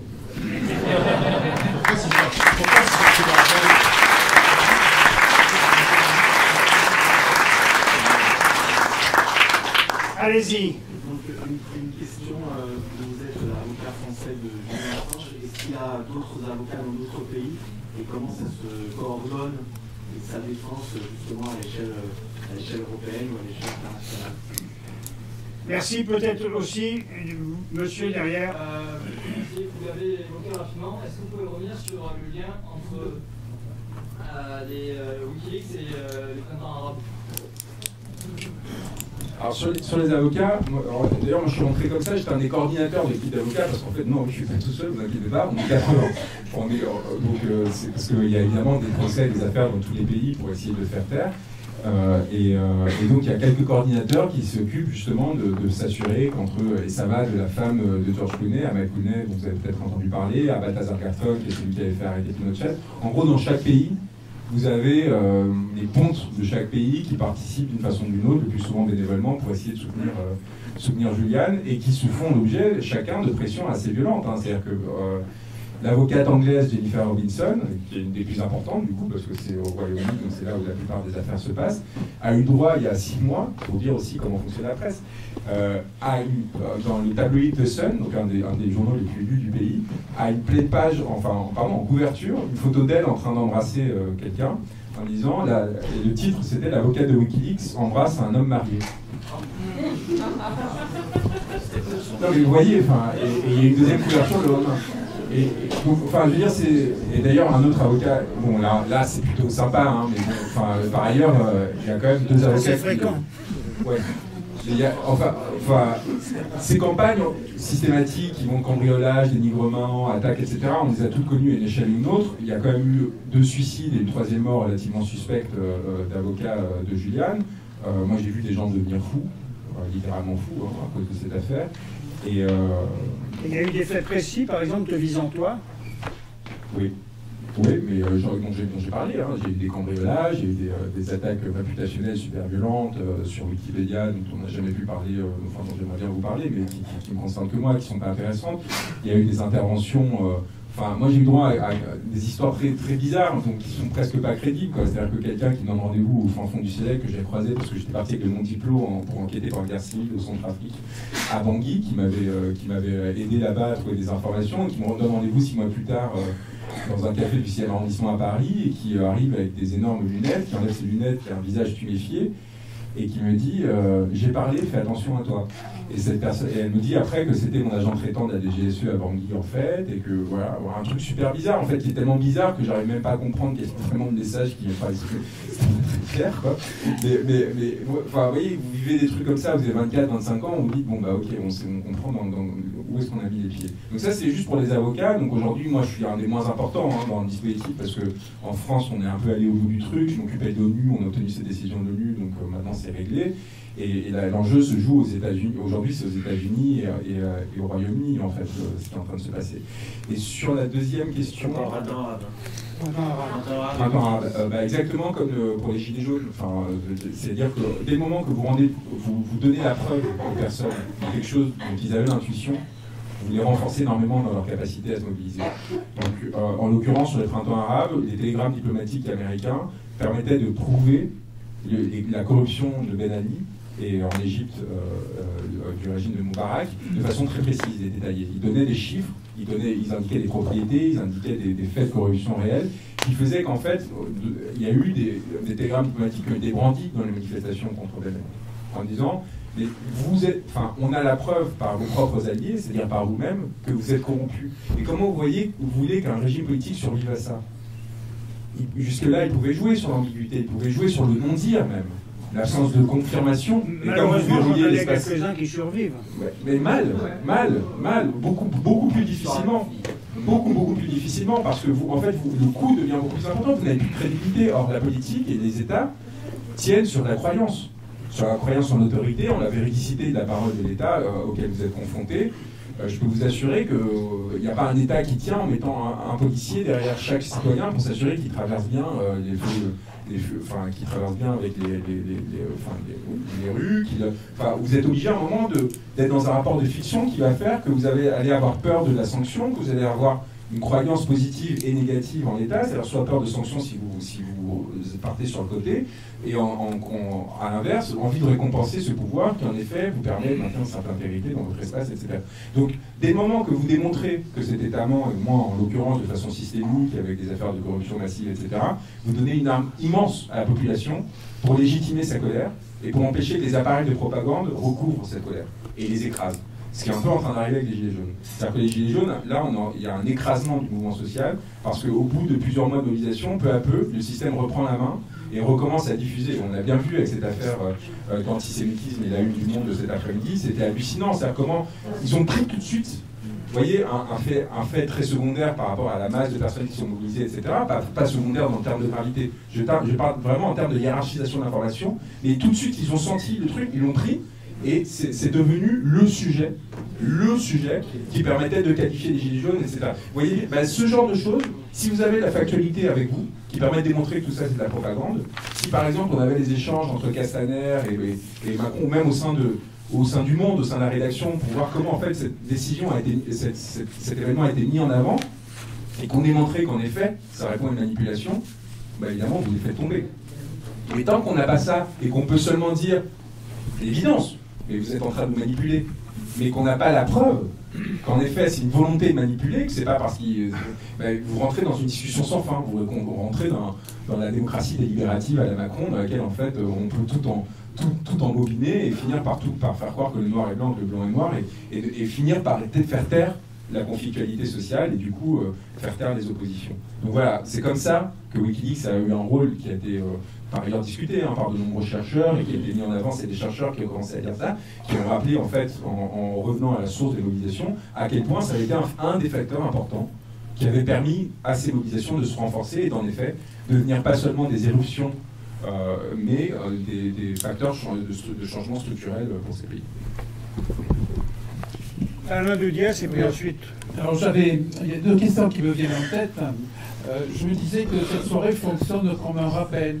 Ah merde, Assange, on l'avait oublié. Vous voyez ce que je veux dire? Alors, dans la question qui se pose est comment entretenir au moins l'attention et la mobilisation, quelle forme ça peut prendre ici, à Montpellier. Et puis la deuxième question, c'est celle que j'ai essayé de mettre au tapis tout à l'heure, c'est comment la vigilance à l'égard pas seulement des menaces contre la liberté de l'information, mais des atteintes, pas dans une lointaine dictature africaine ou je ne sais où, en France, notre beau pays, droits de l'homme, etc., n'est pas des mieux placés dans la liberté réelle, dans l'exercice de la liberté de l'information. Bon, mon voisin pourrait le dire, hein, le fait qu'un grand nombre de médias soient détenus par un petit nombre de milliardaires qui font dans la finance ou dans l'armement, cette question-là, ce n'est pas une question théorique, elle a un impact direct sur la manière dont l'information est produite. Donc, deuxième question, mais elle ne s'adresse pas à Juan, elle s'adresse à nous tous. Comment garder sur ce sujet-là la vigilance ou les formes de mobilisation nécessaires? Alors, à l'heure de l'homme, on a un avantage ou un inconvénient, c'est qu'on est sur beaucoup de sujets, beaucoup de défense des droits, et vous savez bien comme moi qu'il y a de quoi faire en ce moment. Donc voilà, c'est comment, toutes les formes à imaginer, cette soirée, cette réussite peut se perpétuer. Je la parole tout de suite. Merci. C'est bon. Moi, je me rappelle, je crois que c'était au mois de janvier, début janvier, il était question d'un changement de gouvernement éventuellement sur les informés de France Info là, en soirée, donc un plateau que de journalistes. Qui envisageait quelqu'un qui avait le sens de l'État, qui a prouvé que c'était un grand serviteur de l'État. Donc je vous donne les propos des journalistes, comment ils qualifiaient cette personne. Et donc c'était un repris de justice qui finalement arrive au Conseil constitutionnel. Donc c'était je comprends que quand on est dans le pouvoir, voilà, comme Aurore Berger, elle va s'appuyer sur la croyance des gens de la rue, enfin sans avoir de hiérarchie entre les gens, mais qui ont une légitimité, comme d'ailleurs on a eu Jojo Gilet jaune et puis le député, les ministres qui ont en vrai une parole plus importante. Mais comment des journalistes, quand on a 20 ans et qu'on entre en école de journalisme, on n'a pas au tripes d'aller servir la soupe au pouvoir. Je veux bien qu'il y en ait 4-5 qui rêvent d'être des grands chroniqueurs et de finir avec... En payant plein d'impôts parce que ça veut dire qu'ils ont gagné plein d'argent, mais le journaliste, ce qu'il a au fond du cœur, enfin, c'est comme le médecin qui n'a pas envie de refaire des seins toute sa vie, mais qui a envie de guérir les maladies des enfants, quoi, normalement. Merci. Merci. Moi, je vais juste dire un mot là-dessus parce que je me suis senti un tout petit peu concerné aussi, puisque je suis journaliste aussi, et formateur de journalistes. Je vais vous raconter une anecdote. Rapidement, et plus fort. Très récemment, dans une grande école de journalistes agréée, etc., qui a pignon sur rue, j'avais un groupe de jeunes journalistes, dont certains sont en alternance, ça veut dire qu'ils sont dans les médias, puis ils viennent se faire former pendant un temps, et parmi eux, plusieurs étaient à BFM. Et quand on leur expose un certain nombre de principes de base de déontologie journalistique, sur la façon de traiter, en particulier, par exemple, les manifestations des Gilets jaunes, au moment où il y avait des violences contre certains journalistes de BFM en particulier aussi, eux qui sont dans une situation qui est une situation de précarité importante. 25% des journalistes en France sont des journalistes pigistes qui vivent de la commande quotidienne de leur article. Eux disent, mais on ne peut pas se permettre de dire ce que tu nous dis là dans la rédaction. On ne peut pas se le permettre, sinon on risque gros. Si on refuse de faire comme on nous dit, on sait que d'autres pigistes attendent à la porte et qui font le travail à notre place. Donc je ne veux pas lancer un débat ce soir là-dessus, je veux simplement livrer cet élément de réflexion pour bien comprendre que c'est le système qui est en cause. C'est ce système qu'il faut réussir à faire évoluer, parce que sinon, on se trouve évidemment confronté en permanence dans la pratique quotidienne à des pressions qui sont des pressions extrêmement fortes. Certains résistent, bien sûr, mais surtout ceux qui sont dans une situation de stabilité de leur emploi. Les jeunes, finalement, au fond, prennent le pli et puis progressivement s'adaptent. Vous aviez posé une question, vous vouliez poser une question, monsieur. Je ne sais pas si on peut poser le micro ou si vous parlez fort. D'abord, merci à tous. Moi, je suis impressionné par la résilience et le courage de tous les lanceurs d'alerte, que ce soit Edward Snowden, Julian Assange, Antoine Deltour, etc. C'est des réactions et c'est des attitudes qui sont très inspirantes pour nous, citoyens plus ou moins militants. Et je suis aussi impressionné par la résilience du système politico-médiatique et par les acteurs et les représentants de ce système. Et moi, je me demande, toi qui les as un peu côtoyés, à quoi ils carburent ces gens? Qu'est-ce qu'ils pensent? C'est quoi leur psychologie? Comment ils réagissent devant des millions de gens qui sont dans les rues, qui font des actions, qui s'indignent, qui sont blessés, etc. Qu'est-ce qu'ils pensent fondamentalement? Qu'est-ce qui les fait tenir? Ouais, je voulais répondre Ouais, je voulais répondre à ton intervention, puis à ce que tu dis. C'est vrai que pour ceux qui connaissent un petit peu cette question, il y a un petit livre là, qui commence à dater, qui est Les petits soldats du journalisme de François Ruffin, qui est toujours un journaliste, mais qui est plus connu maintenant en tant que député. Mais il avait fait l'école de journalisme de Lille, je crois que c'est ça, ouais, et il avait fait un témoignage, le SJ, il avait fait un témoignage très éclairant sur la façon dont on formait les journalistes. Alors, pas toutes les écoles forment les journalistes de cette façon-là, mais il n'empêche qu'il y a structurellement une formation aussi à vouloir faire toujours plus vite, toujours plus court. On voit la durée, par exemple, des reportages télé dans les JT. Aujourd'hui, je parle des reportages, des sujets longs dans les JT, elle est inférieure à 1 minute 20 ou 1 minute 30, d'accord? Je parle des sujets longs. Alors que dans les années 80, c'était 3 voire 4 minutes. Il faut s'imaginer que 3 à 4 minutes, c'est très long comme sujet. Donc ça impose forcément une difficulté à retranscrire un point de vue en 1 minute 30, alors qu'en 3 minutes, on avait plus de temps pour faire quelque chose. J'ajoute que si on veut avoir un discours hétérodoxe dans les médias, si on veut apporter une critique de la pensée dominante dans les médias, que ce soit en économie, en sociologie, en histoire, quoi que ce soit, mais c'est beaucoup plus compliqué dans les médias aujourd'hui qu'il y a peut-être 20 ans ou 30 ans où on n'était pas coupé par des publicités, des chroniques, des petits sujets zapping, etc. Et donc, avoir un point de vue hétérodoxe qui se diffuse dans les médias, c'est Noam Chomsky qui disait si je veux dire que Kadhafi est un terroriste, dans les médias, j'ai pas de problème. En 3 secondes, je le dis. Le travail intellectuel, il a été fait comme ça pendant des décennies et des décennies. On sait que Kadhafi est un terroriste. Voilà. Et si je veux dire que parmi les principaux dirigeants de la CIA, il y en a certains qui se sont comportés comme des véritables terroristes, ça, je ne peux pas le dire en 3 secondes dans les médias. Il va falloir que je démontre, que j'apporte un raisonnement là-dessus. Et je ne vais pas pouvoir le faire parce qu'on va me dire « Ah, coupure publicitaire, sujet suivant ». Et c'est la difficulté aujourd'hui. Des journalistes qui vont essayer parfois d'apporter un point de vue critique, mais on va leur dire « Non, ton sujet il est trop long. Ton sujet est trop long, coupe la personne que tu as interrogée sur le quai, qui dit que finalement elle n'est pas contre les grèves, elle est plutôt contente de voir qu'à la RATP, ça se mobilise. Coupe, ça fait trop de gens là. Interroge simplement ceux qui veulent voir, qui râlent, qui sont pris en otage, etc. Ça, c'est dans les écoles de journalisme aussi que ça se fait. C'est ce que Ruffin révélait. Et puis l'étroitesse et le court-termisme qui est produit dans les médias fait que l'information, elle est parfois biaisée parce qu'on n'a pas le temps de faire comme il faut ou de bien travailler. Oui, je vous ai vu. On va peut-être d'abord répondre sur la résilience. Après, je vous donne la parole. Mais ça répond aussi à la question. On continue sur les effets de proximité, sur les médias entre. Où est la station? Pardon, c'est vrai, c'est vérifié. D'ailleurs, il y a un article du Parisien de 2006 qui en parlait déjà. Où est la station de la CIA à Paris? Dans le bureau du Figaro, dans l'immeuble du Figaro.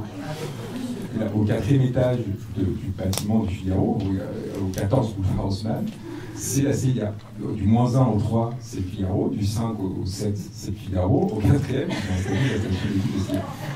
c'est une anecdote, hein. Ça ne veut pas dire que le Figaro, on a choisi la CIA.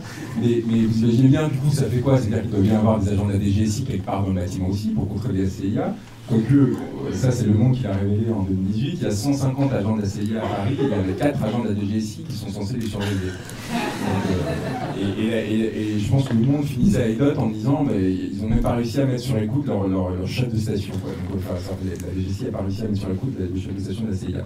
Donc, mais bon, ça c'est très anecdotique, mais les effets de proximité entre médias et politique, parce qu'encore une fois, les médias dépendent du politique pour avoir la source, créent des effets de complicité, créent évidemment par ailleurs des amitiés, des coucheries, des couples, des haines, mais des règlements de compte, donc ça va dans les deux sens. Hein. Mais l'information qui nous arrive, elle est déterminée par tous ces effets sociaux qui, dès lors que les barrières déontologiques s'abaissent un peu, parce que finalement, il y a tous ces facteurs économiques, on vous retrouvez très rapidement dans des effets de connivence extrêmement importants, qui font que du coup il n'y a pas d'enquête sur certaines personnes, il y en a d'autres à charge sur d'autres, et ainsi de suite. Et donc ces effets-là restent très invisibles, quoique les réseaux sociaux ont permis, comme permettent peu à peu en fait, de saisir quelles sont les sensibilités des journalistes qui eux-mêmes se trahissent par vanité, qui eux-mêmes en allant liker tel truc, en postant telle chose, révèlent des biais que jusqu'alors ils peuvent être cachés. Sur la résilience du système, ces gens carburent quand même à l'argent, au prestige, à la croyance que l'on continue à avoir dans le système qui fait que, notamment au sein des élites bourgeoises, si vous voulez être invité à des dîners en ville, vous n'avez pas intérêt à être un gilet jaune. Enfin, vous voyez, il y a toute une série de récompenses réelles et symboliques qui vous permettent en fait de revivre très loin des mobilisations sociales et de la violence que vous provoquez au sein de la population, jusqu'à ce qu'un Fenwick vienne défoncer votre porte.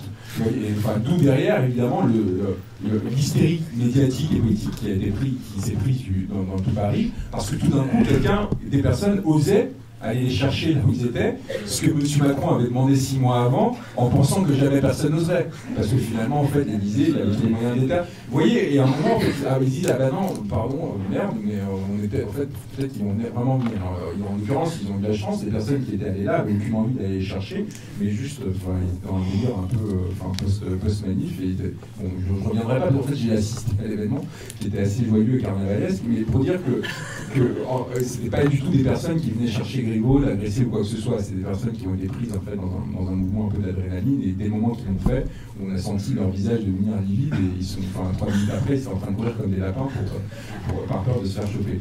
Donc, mais voilà, donc oui, ça tient tout simplement parce qu'en fait, tout vous pousse à tenir. Pourquoi? Parce que le système, naturellement, d'ailleurs, tout système institué récompense ceux qui le servent, que ce soit pour le bien ou pour le mal. Donc le problème, c'est que quand ce système commence à dériver, et commence à aller que dans un sens qui est encore une fois celui d'intérêt, pas d'idée, quand vous ne commencez qu'à piller, et puis seulement à tenter de nourrir ce système qui quand même a été construit sur des siècles et des siècles de luttes, de combats sociaux, mais aussi tout simplement de sacrifices de personnes qui sont allées faire la guerre, etc. Évidemment, ça crée un hiatus et une tension de plus en plus forte parce que ces personnes continuent à vivre très, très grassement sur le dos de qui? Sur le dos de vous, tout simplement. Donc évidemment, à un moment, quand ça va trop loin, quand on finit par taxer l'ensemble de la population à travers la taxe carburant pour financer quelques milliers de personnes via le CICE, à un moment, il y a quelques personnes qui disent bon là ça suffit quand même. Enfin, on arrête les dégâts et qu'on arrête de nous raconter des histoires et on met une limite. Mais tant que ça n'arrive pas et tant que ces personnes-là qui se mobilisent ne se rapprochent pas des lieux de pouvoir et font que la menace n'est plus virtuelle mais commence à devenir réelle et qu'en effet vous pouvez commencer à avoir des effets induits, des coûts induits au fait d'avoir trahi, au fait d'avoir pillé, au fait de n'avoir pris ses positions non pas pour alimenter le système au sens noble du terme, c'est-à-dire l'agrandir, lui permettre de rayonner, permettre à ce pays de rayonner, etc., mais pour vous servir et vous barrer, évidemment, comme Benjamin Griveaux. Benjamin Griveaux, c'est quand même, il faut mesurer l'intelligence politique de ce Fenwick. Hein. Il est allé chercher non seulement la personne qui avait parlé des Français en gitane, qui fumait des gitanes et qui roulait en diesel, mais aussi la personne qui avait été recrutée chez Unibail-Rodamco, donc une entreprise qui dépend de la commande publique, pour 17 000 € par mois, parce que avant il avait travaillé pour l'État et que donc grâce à en fait il était venu vendre ses réseaux d'État à Unibail-Rodamco pour défendre une niche fiscale qui favorisait cette entreprise. Et donc il mobilisait tout ce que l'État lui avait donné pour défendre le bien commun au service d'intérêts privés pour gagner 17 000 €. pour piller l'État, pour que ce niche fiscal reste et que cette entreprise fasse du bénéfice pour ses actionnaires et non pas paye ce qu'elle devait payer comme impôt, pour ensuite après être nommé comme porte-parole du gouvernement au sein du gouvernement de M. Macron, où l'on apprend, en lisant encore le Macron Leaks, c'est encore une découverte que j'ai faite il y a 2 semaines, on lui demandait d'intervenir auprès du Liva Rodinco. Pourquoi? Parce que Liva Rodinco, c'est quoi? Ils ont le monopole sur les salles de meeting à Paris, les parcs d'exposition à Paris, en Ile-de-France, et que donc à un moment il fallait réduire le prix du meeting Porte de Versailles. Ben, on demande à qui de faire ça? On demande à Ben Griveaux d'aller voir son ancien employeur pour lui dire écoute, là on a besoin de ça parce que sinon on va pas réussir à faire le meeting de Macron. Donc vous voyez, en fait, ces gens sont entrés dans un tel système de corruption institutionnalisé, tout est légal, tout a l'apparence de la légalité, et qu'à un moment évidemment ils vont parler des autres et des populations comme des moins que rien qu'il faut, qui fument des gitanes et compagnie. Donc, et à un moment mettre fin à ce mépris qui vient d'où? Qui vient d'un palais de la République, qui a été construit grâce à l'argent des Français, grâce au sacrifice des Français, qui a été construit. Pourquoi est-ce qu'il y a des ordres dans les palais de la République? Pas pour faire plaisir à nos gouvernants, mais ils ont été institués dans ces palais-là pour faire face à ceux qui vivaient dans des palais jusqu'alors, les aristocrates, et pour leur dire non, maintenant le peuple vous fait face, et maintenant le pouvoir est au peuple. On a construit ces palais pour ça, on a racheté ces palais pour ça, pour retrouver du pouvoir, récupérer du pouvoir et le rendre à la population. C'est comme ça qu'est née la République. C'est dans ces palais. Et donc on voit cette personne arriver dans ces palais, se croire chez lui et l'utiliser pour dénigrer les Français qui ont fait tous ces sacrifices pour faire qu'on défende leurs intérêts à partir de là. À un moment, ouais, on lui fout un film nude dans la porte. C'est pas très grave finalement, comparé à ce que je viens de vous décrire. Mais pourtant, c'est ça qui va centraliser l'attention dans le petit Paris, au sein des médias, de la politique, etc. Parce que qu'est-ce que ça menace, ce Fenwick? Ça menace la position installée de toutes ces personnes-là. C'est le signe qu'il y a peut-être un excès de leur part qui va un jour se payer. Et moi, j'espère que ça ne se payera jamais. J'espère que ce pouvoir aura l'intelligence de corriger la trajectoire, de rendre le pouvoir à la population par la réforme constitutionnelle, etc. Mais sinon, ils vont dans ce mur-là. Et il faut se rendre compte que tout ça, en fait, est produit de tout ce dont on a parlé depuis 1 heure et demie. Parce que qu'est-ce qui permet ces corruptions, etc., c'est la maîtrise des circuits d'information. Et qu'est-ce que vient faire Julian Assange? Il vient s'aborder tous ces compromis qui permettent à cette information de rester entre les mains de certains et non pas d'être diffusée au sein de chacun pour s'assurer que les politiques servent le bien commun et non pas les intérêts particuliers. Merci, allez-y, madame.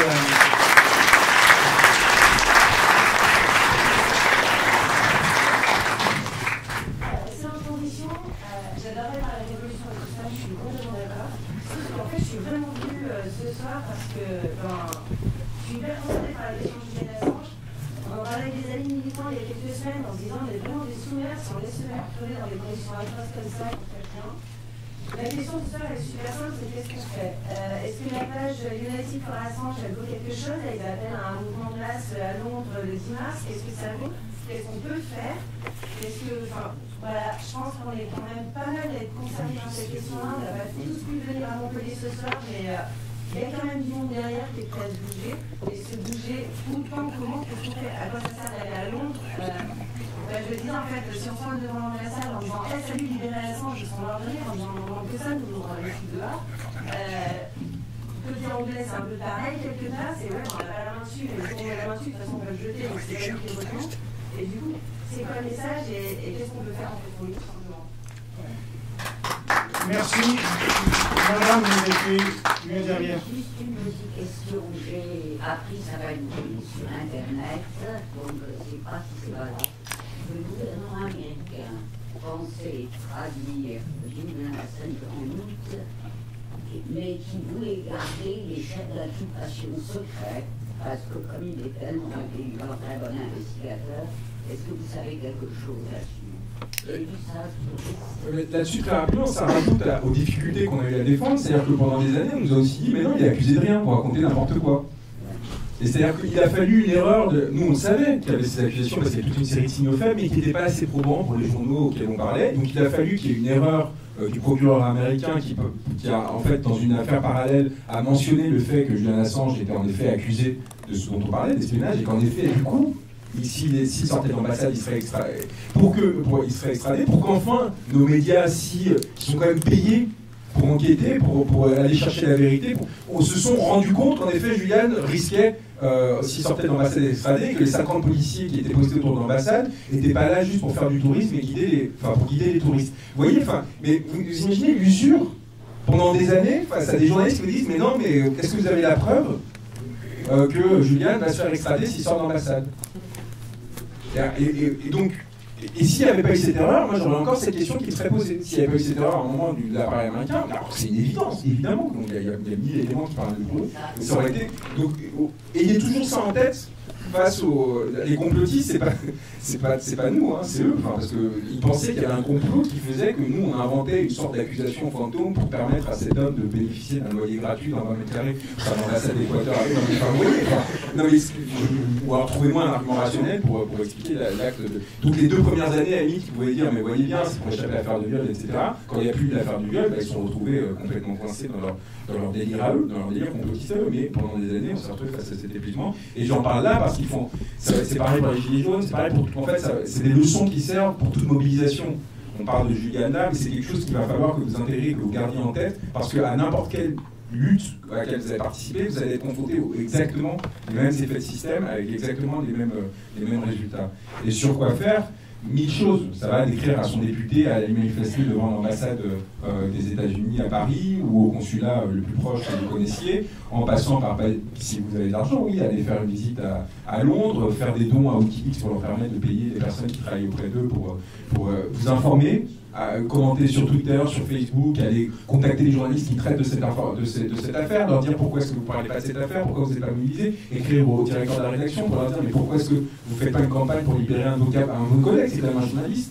Alors quand il s'agit d'un journaliste à l'autre bout du monde, ça a l'air de vous préoccuper. Pourquoi est-ce que là, tout d'un coup, à quelques kilomètres de chez vous, ça ne vous inquiète pas? C'est créer des événements comme celui-là ailleurs encore. Essayer de il y a 1000 façons aujourd'hui de monter la pression. En fait, c'est un coup et sur le Defend Forest, oui, c'est une page légitime, mais vous pouvez leur faire confiance sur la mobilisation qu'ils enclenchent. Mais donc de façon, encore une fois, il faut renforcer le coût pour ces gouvernants de l'inaction. C'est à tout niveau, c'est ce qu'il faut. Et par ailleurs, moi je pense que participer à des mouvements qui défendent une plus grande démocratisation de notre espace, à terme, en fait, de notre espace politique, à terme, ça aide des personnes comme Julian Assange. Donc, participer aux Gilets jaunes, je pense qu'à terme, vous aidez les Gilets jaunes, et vous aidez des personnes comme Julian Assange, vous aidez la liberté d'expression, vous aidez, en fait, à la démocratisation de notre espace. Donc, je pense que même des choses qui peuvent sembler éloignées, participer, in fine, du renforcement de ceux qui, à l'extrémité du système, sont en train d'en payer les conséquences. Merci, monsieur. Derrière, vous aviez... oui.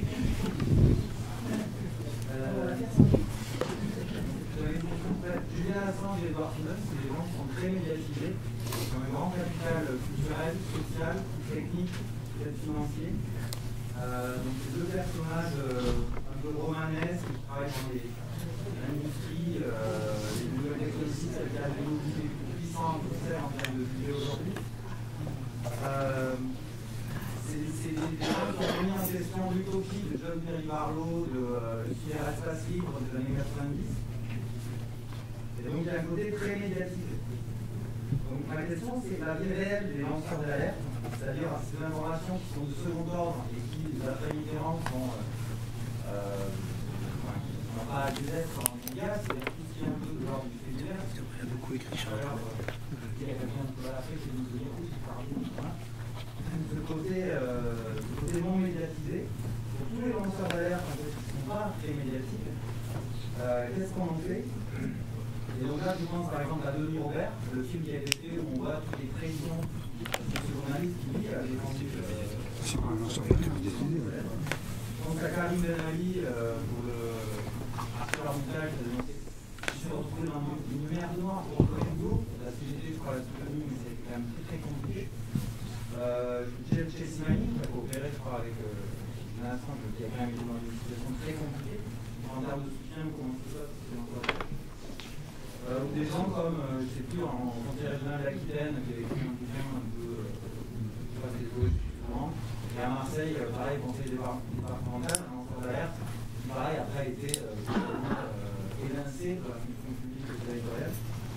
Donc pour tous ces gens, voilà, ma question c'est... Tu me dis Stéphanie Gibault sur l'évolution de la loi européenne. Stéphanie Gibault qui est primordiale. La loi européenne, je sais pas, c'est de foutre encore les élèves, je suis chercheuse de...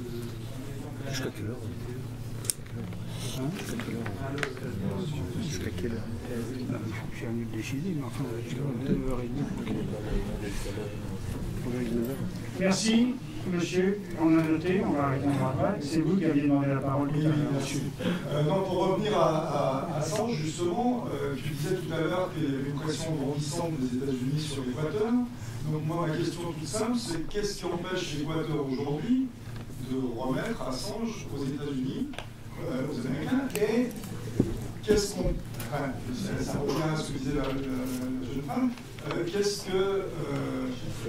qu'on peut faire pour augmenter ou renforcer l'obstacle qui empêche de rendre Assange aux Américains? Il y a une grande envie de savoir quoi faire. Hein. C'est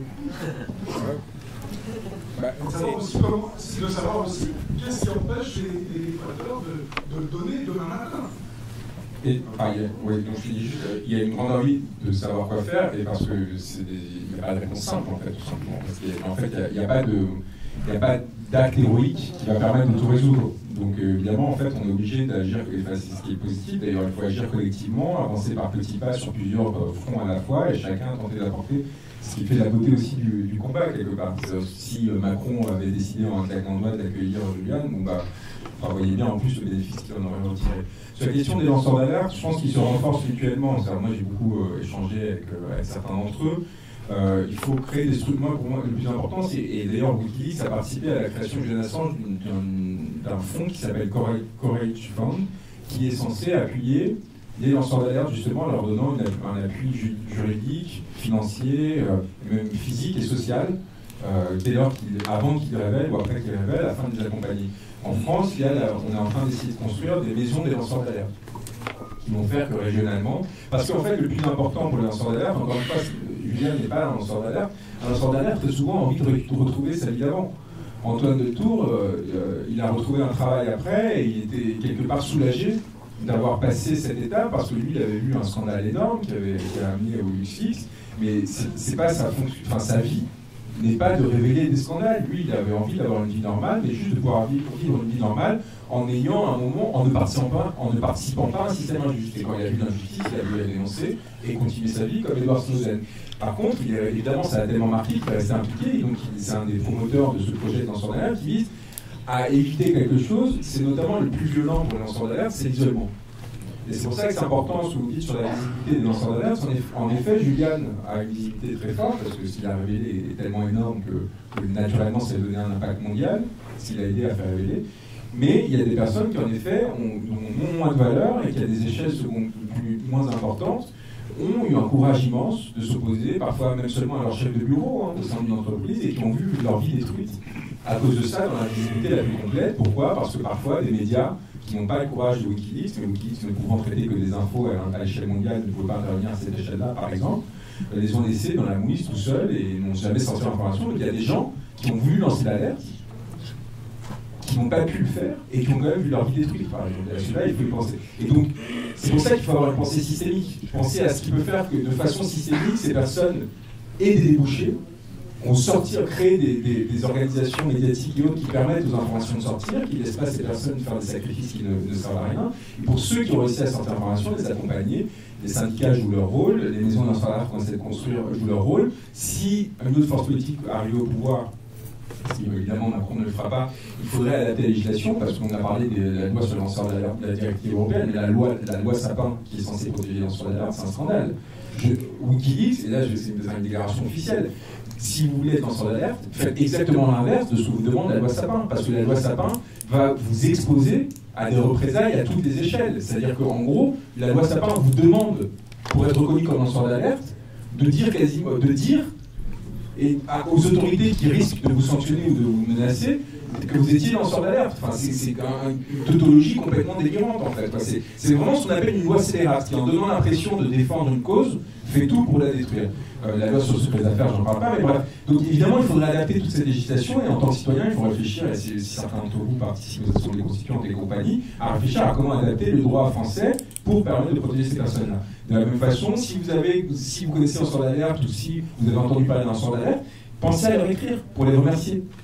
Pensez à essayer de trouver son adresse mail, ça a l'air tout bête, mais vous imaginez pas la force que ça peut donner parfois. C'est-à-dire de voir qu'il y a quelqu'un, quelque part, peut-être à l'autre bout du pays, qui à un moment a entendu parler de vous, à Stéphanie Gibault par exemple, qui a eu des difficultés énormes financières et compagnie, qui est un citoyen, simplement, vienne remercier pour le sacrifice qu'elle a fait. Voilà. Donc c'est des petits gestes, c'est des grands gestes, il y a de tout en fait. C'est un sujet tellement politique et qui traverse tellement la société que... et peut-être aussi créer vos médias, avoir le courage aussi à un moment de sortir de... On a des réseaux sociaux qui permettent ça, c'est-à-dire vous-même devenir des réceptacles et des propulseurs de ces personnes-là. Merci, madame.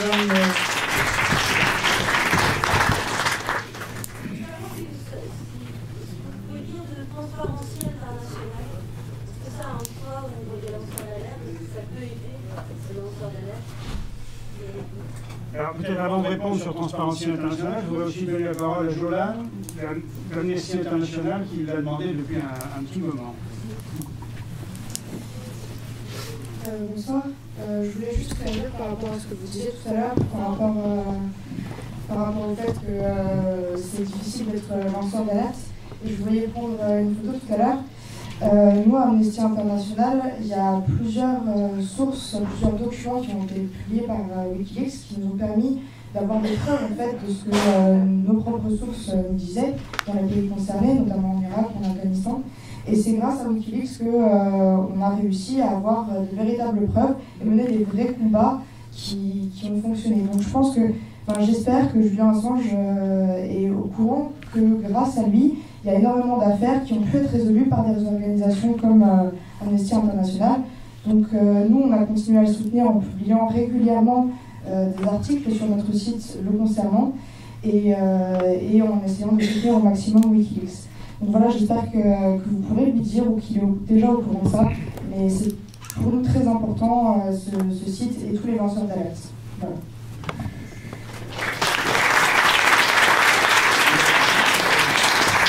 Je vais répondre sur Transparency, juste avant, parce que c'est très rapide, sur la taxe carbone et CICE, on a essayé de faire croire que la taxe carbone servira à financer la transition écologique. Et en fait, ce que Macron dit, c'était que la taxe carbone avait un objectif, c'était de financer le trou dans le budget de l'État qui était provoqué par le CICE, c'est-à-dire l'allègement des charges qui, en fait, à 80% vont pour les grandes entreprises. Sur Transparency International, c'est un des acteurs importants dans l'écosystème, mais peut-être que vous aurez plus de choses à dire que moi à ce sujet, d'organisations qui, d'Amnesty aux Ligue des droits de l'homme, permettent de défendre ces personnes-là, qui participent d'ailleurs à la création des maisons des lanceurs d'alerte là maintenant, qui permettent de drainer des fonds, d'attirer l'attention, enfin, qui ont un rôle actif à ce sujet.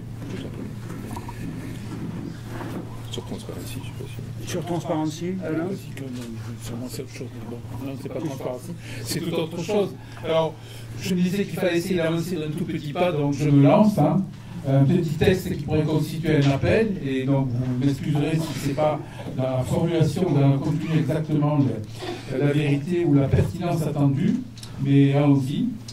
Pour avoir révélé des informations d'intérêt public, Julian Assange est bloqué depuis 6 ans à l'ambassade de l'Équateur à Londres, dans 20 mètres carrés, sans lumière du jour, sans contact avec ses proches. Ces conditions de vie sont inacceptables. Y mettre fin va au-delà de la défense d'un acteur majeur de la liberté d'information et relève de la simple humanité. Les organisations représentées, les Montpellierins présents ce lundi 18 février, là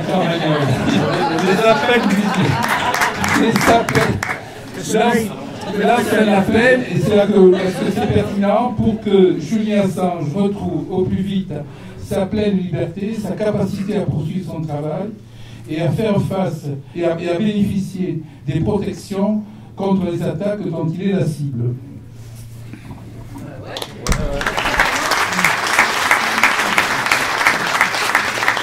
Je procède par applaudimètre.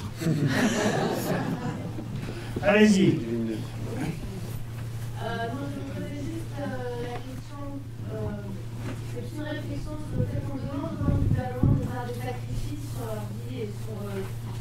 etc. en arrêtant de faire ce qu'il faut.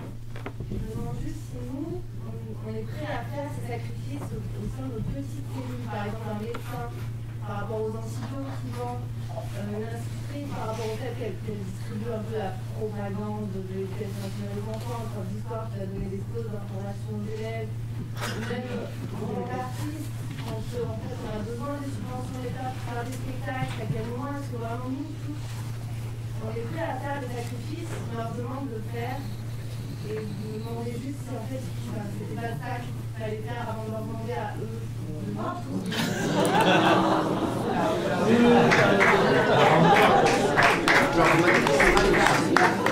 Le débat n'est pas terminé.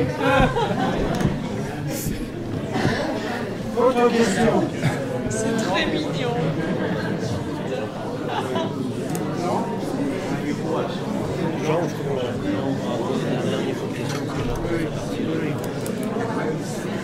Alors, on vous propose, un certain nombre d'entre vous, si c'est la totalité d'ailleurs, est arrivé ici directement du travail ou de Pôle emploi, sans avoir dîné, et on vous a interdit de boire. Donc, il se manifeste une certaine fébrilité à sortir. Donc, on vous propose de prendre une dernière série de questions, si vous en avez encore, avant de conclure la soirée. Et après, le bar sera de nouveau ouvert. On a commandé des pizzas à 1,50 € la part. Monsieur, s'il vous plaît.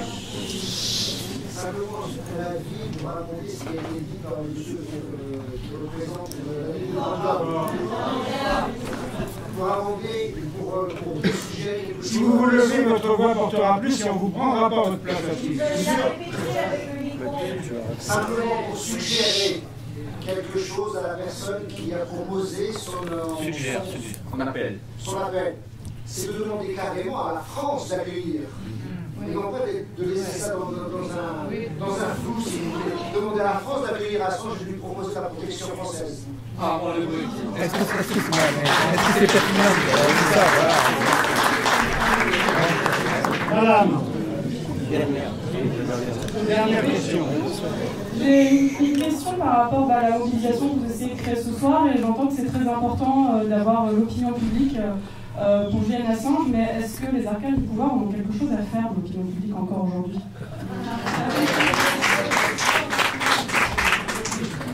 Merci. Pas d'autres questions? Alors c'est la dernière, allez-y. Bonjour. Vous pouvez vous relever, restez pas à genoux devant Juan Branco. Est-ce que depuis le début du mouvement, en fait, c'est quand même beaucoup d'attaques au niveau des phrases qui sont employées, des termes qui sont employés, la peste brune, la lèpre qui monte. J'ai quand même l'impression que ceux qui sont du pouvoir, les metteurs en scène, ils nous poussent à la violence, ils cherchent un peu ça, quoi.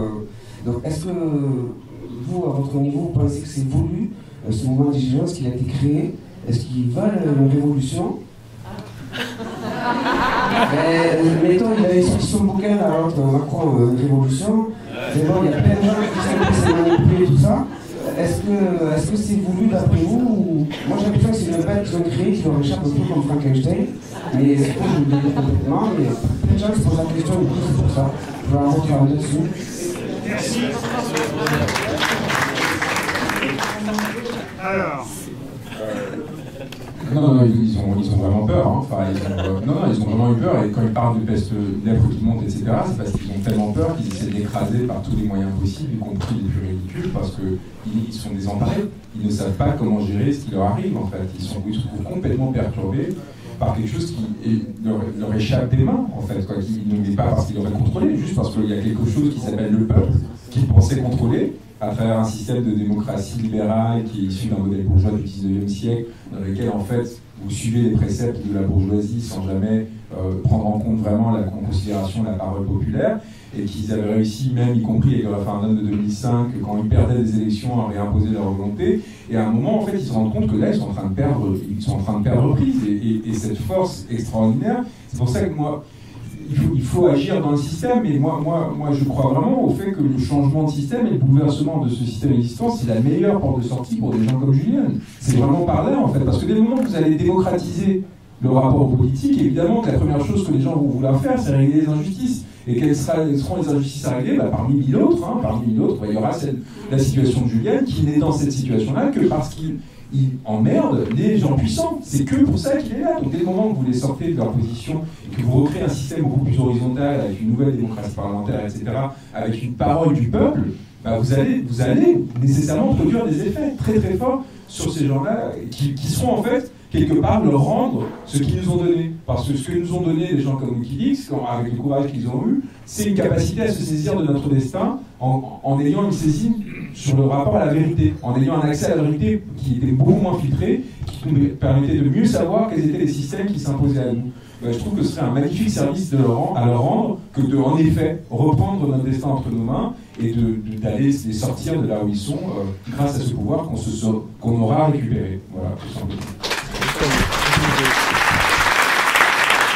Pour réagir à la remarque de la jeune dame tout à l'heure, voilà, il y a le chanteur Léo Ferré qui a eu une phrase qui était assez intéressante, mais il avait dit ça en 1980 ou 85. Il avait dit avant de faire la révolution dans la rue, il faut faire la révolution dans sa tête. Et je pense que la révolution dans la tête, elle est en train d'être faite depuis maintenant quelques années. C'est-à-dire que tu parlais du référendum de 2005 et je pense que c'est une date très importante. Nous, pour la critique des médias, c'est une date importante, mais je pense que politiquement, c'est une date importante. Pourquoi ? Parce que les médias, pendant 6 mois, ils ont fait de la propagande pour le oui, et c'est le non qui l'ont emporté. C'est bien la preuve que on peut, nous, en se mobilisant, nous, ici, par les milieux militants, les réseaux, alors les réseaux sociaux, mais à l'époque, ce n'était pas forcément les réseaux sociaux, on peut avoir le pouvoir d'aller à l'encontre de ce que souhaitent les médias et le pouvoir politique. Alors, c'est la mobilisation dans la rue, mais cette mobilisation dans la rue, on l'a fait dans la tête et on vient de la faire dans la tête. On vient de la faire ces 10 dernières années et on va la continuer maintenant, alors avec les lanceurs d'alerte et avec les gilets jaunes.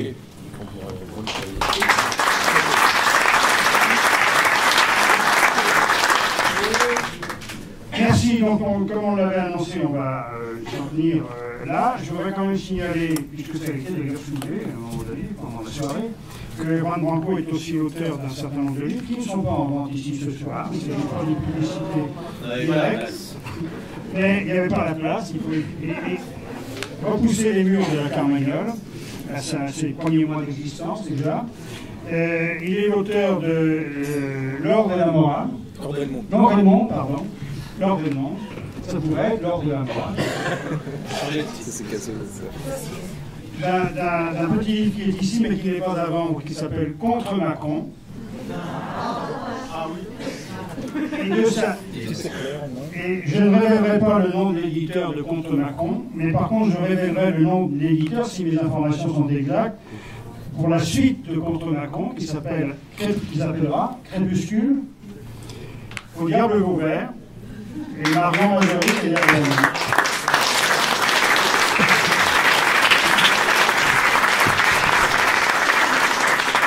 Merci beaucoup. Pardon, les amis du monde diplomatique veulent encore dire un mot. Là, il faudra parler très fort. Alors. C'est pour continuer le débat. Nous organisons le mercredi 20 mars au Salon du Belvédère avec Mathias Raymond, ici présent, une conférence diffusée. C'est le vendredi 15. C'est vendredi 15, normalement. Ah, je vais le dire. Du livre de Mathias qui s'appelle... Je l'ai là. Au nom de la démocratie. Au nom de la démocratie, votez bien. C'est le vendredi 15 mars. Vendredi 15 mars au Salon du Belvédère. Parce que le mercredi 20 mars, il y a quelque chose avec le Nouveau Monde. Alors, le dernier mot sera pour Alain Nuguès. C'est une simple organisation. Je propose aux organisations qui sont représentées ou dont certains des membres militants sont présents, outre la Ligue de l'Homme, Amnesty, Acrimed, le monde diplomatique, viennent nous voir parce qu'on va voir comment s'organiser pour diffuser et élargir l'appel que vous avez bien voulu approuver. Donc ces personnes se rapprochent de moi dans les moments qui viennent. Merci. Merci beaucoup.